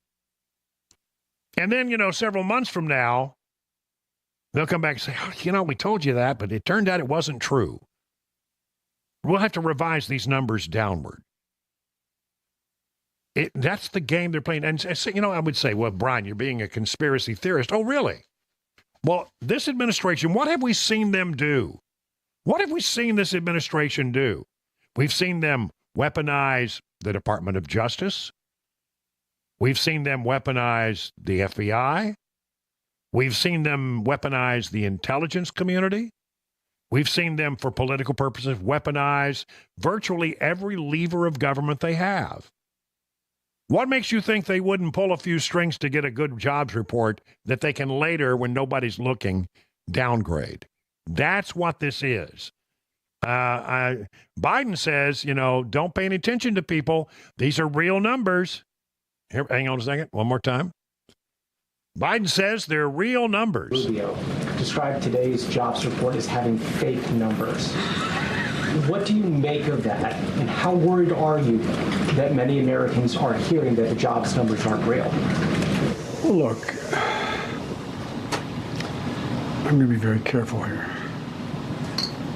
If you notice, anything the MAGA Republicans don't like, they call fake. Anything. The job numbers are what the job numbers are. They're real. They're sincere. They're what we are. And by the way, just look at how the EU talks about us, how they like to have an economy like ours. Let's talk about the rest of the world looks at us and what we're doing. So I don't want to get going. Yeah, I don't want to get going. I wish you would get going. Larry Kudlow was talking to former President Trump about this morning. I want to begin. Today's jobs numbers come out, and the top line was very solid jobs report. Americans are working. But, you look under the hood. It's the same stuff. I guess you probably read one of the numbers where the illegal migrants that are coming into the country are getting the jobs. They're getting most of the jobs. And the citizens aren't getting the jobs. And the other thing that you don't know what to believe anymore, because 818,000 jobs 2 months ago was a fraud. They put in 818,000 extra jobs, and it got wiped out. There's an old saying about this stuff. They said, there are lies, there are serious lies, and then there are statistics. And that's what I feel like. I think they're manipulating the numbers, because if you look under the hood, you can find some stuff that, I got to be honest, most reporters are not smart enough. And I struggle with this stuff. I turn to people that really understand it when I'm looking for an explanation. But if you look under the hood of these reports, and I always talk about how it's important to look at the internals of the polls, not just the polls themselves, not the top number. Look at what's underneath it. Well, that's what you got to do with these jobs reports. And if you look at this jobs report and you do a little, back of the envelope math, what you will find is that in the last year, employment for native-born Americans is down by 825,000 jobs. Yes, I mean, I think the former president is correct. A lot of these jobs are going to people who are coming in from outside the country, people who are not citizens of this country. And there's some other monkey business, I mean, in these numbers that talk about how a lot of these jobs are jobs that are being taken by, high school kids. I mean, I think they're monkeying around with this stuff, and I don't trust them on it. I just don't. FBI and the DHS are warning that October 7th anniversary, that was the day of the attack against Israel, could incite violence in the U.S. FBI, Department of Homeland Security today warned that the one-year anniversary of the October attack on Israel could incite violence here. The warning comes as tensions in the Middle East escalate over a series of attacks between Israel and Iran. Iran is considered the power behind the terrorist organization of Hamas and Hezbollah. Hamas orchestrated the October 7th attack on Israel last year. The officials noted there's already been an increase in anti-Semitic and anti-Muslim attacks over the past year because of the conflict. They warned that even more attacks from lone actors and extremists could occur at Jewish, Muslim, and Arab institutions such as in synagogues, mosques, Islamic centers, and community centers. You've been informed. Biden administration student loan cancellation problem was put on hold again. I don't know if we didn't get around to it yesterday, but they had been given sort of a reprieve and said, yeah, go ahead, pay off those student loans if you want to, Mr. President. But then a federal judge in Missouri issued another injunction that shuts it all down again. The Georgia court had dismissed its own state from the legal challenge, and then a federal judge in Missouri came in and said, not so quickly. So the whole thing about student loans is back on hold again. Let's see. How much time have I got here? Do you want to end on a happy note? Yeah, I think that'd be nice. I think, well, let me do this. I think this is exciting. We've just had some news here the other day about BNA, Nashville International Airport. And we told you that there were going to be direct flights to Iceland, remember? Yep. Air Iceland or whatever it's called. They're going to fly direct from Nashville to Reykjavik. And I hope to be among the first to take that flight. I've always wanted to go to Iceland. And we told you the other good news was that Southwest Airlines, while they were pulling out of markets like Atlanta, they're increasing the number of flights they're going to be doing out of Nashville. That's good news. Now comes this on top of it all.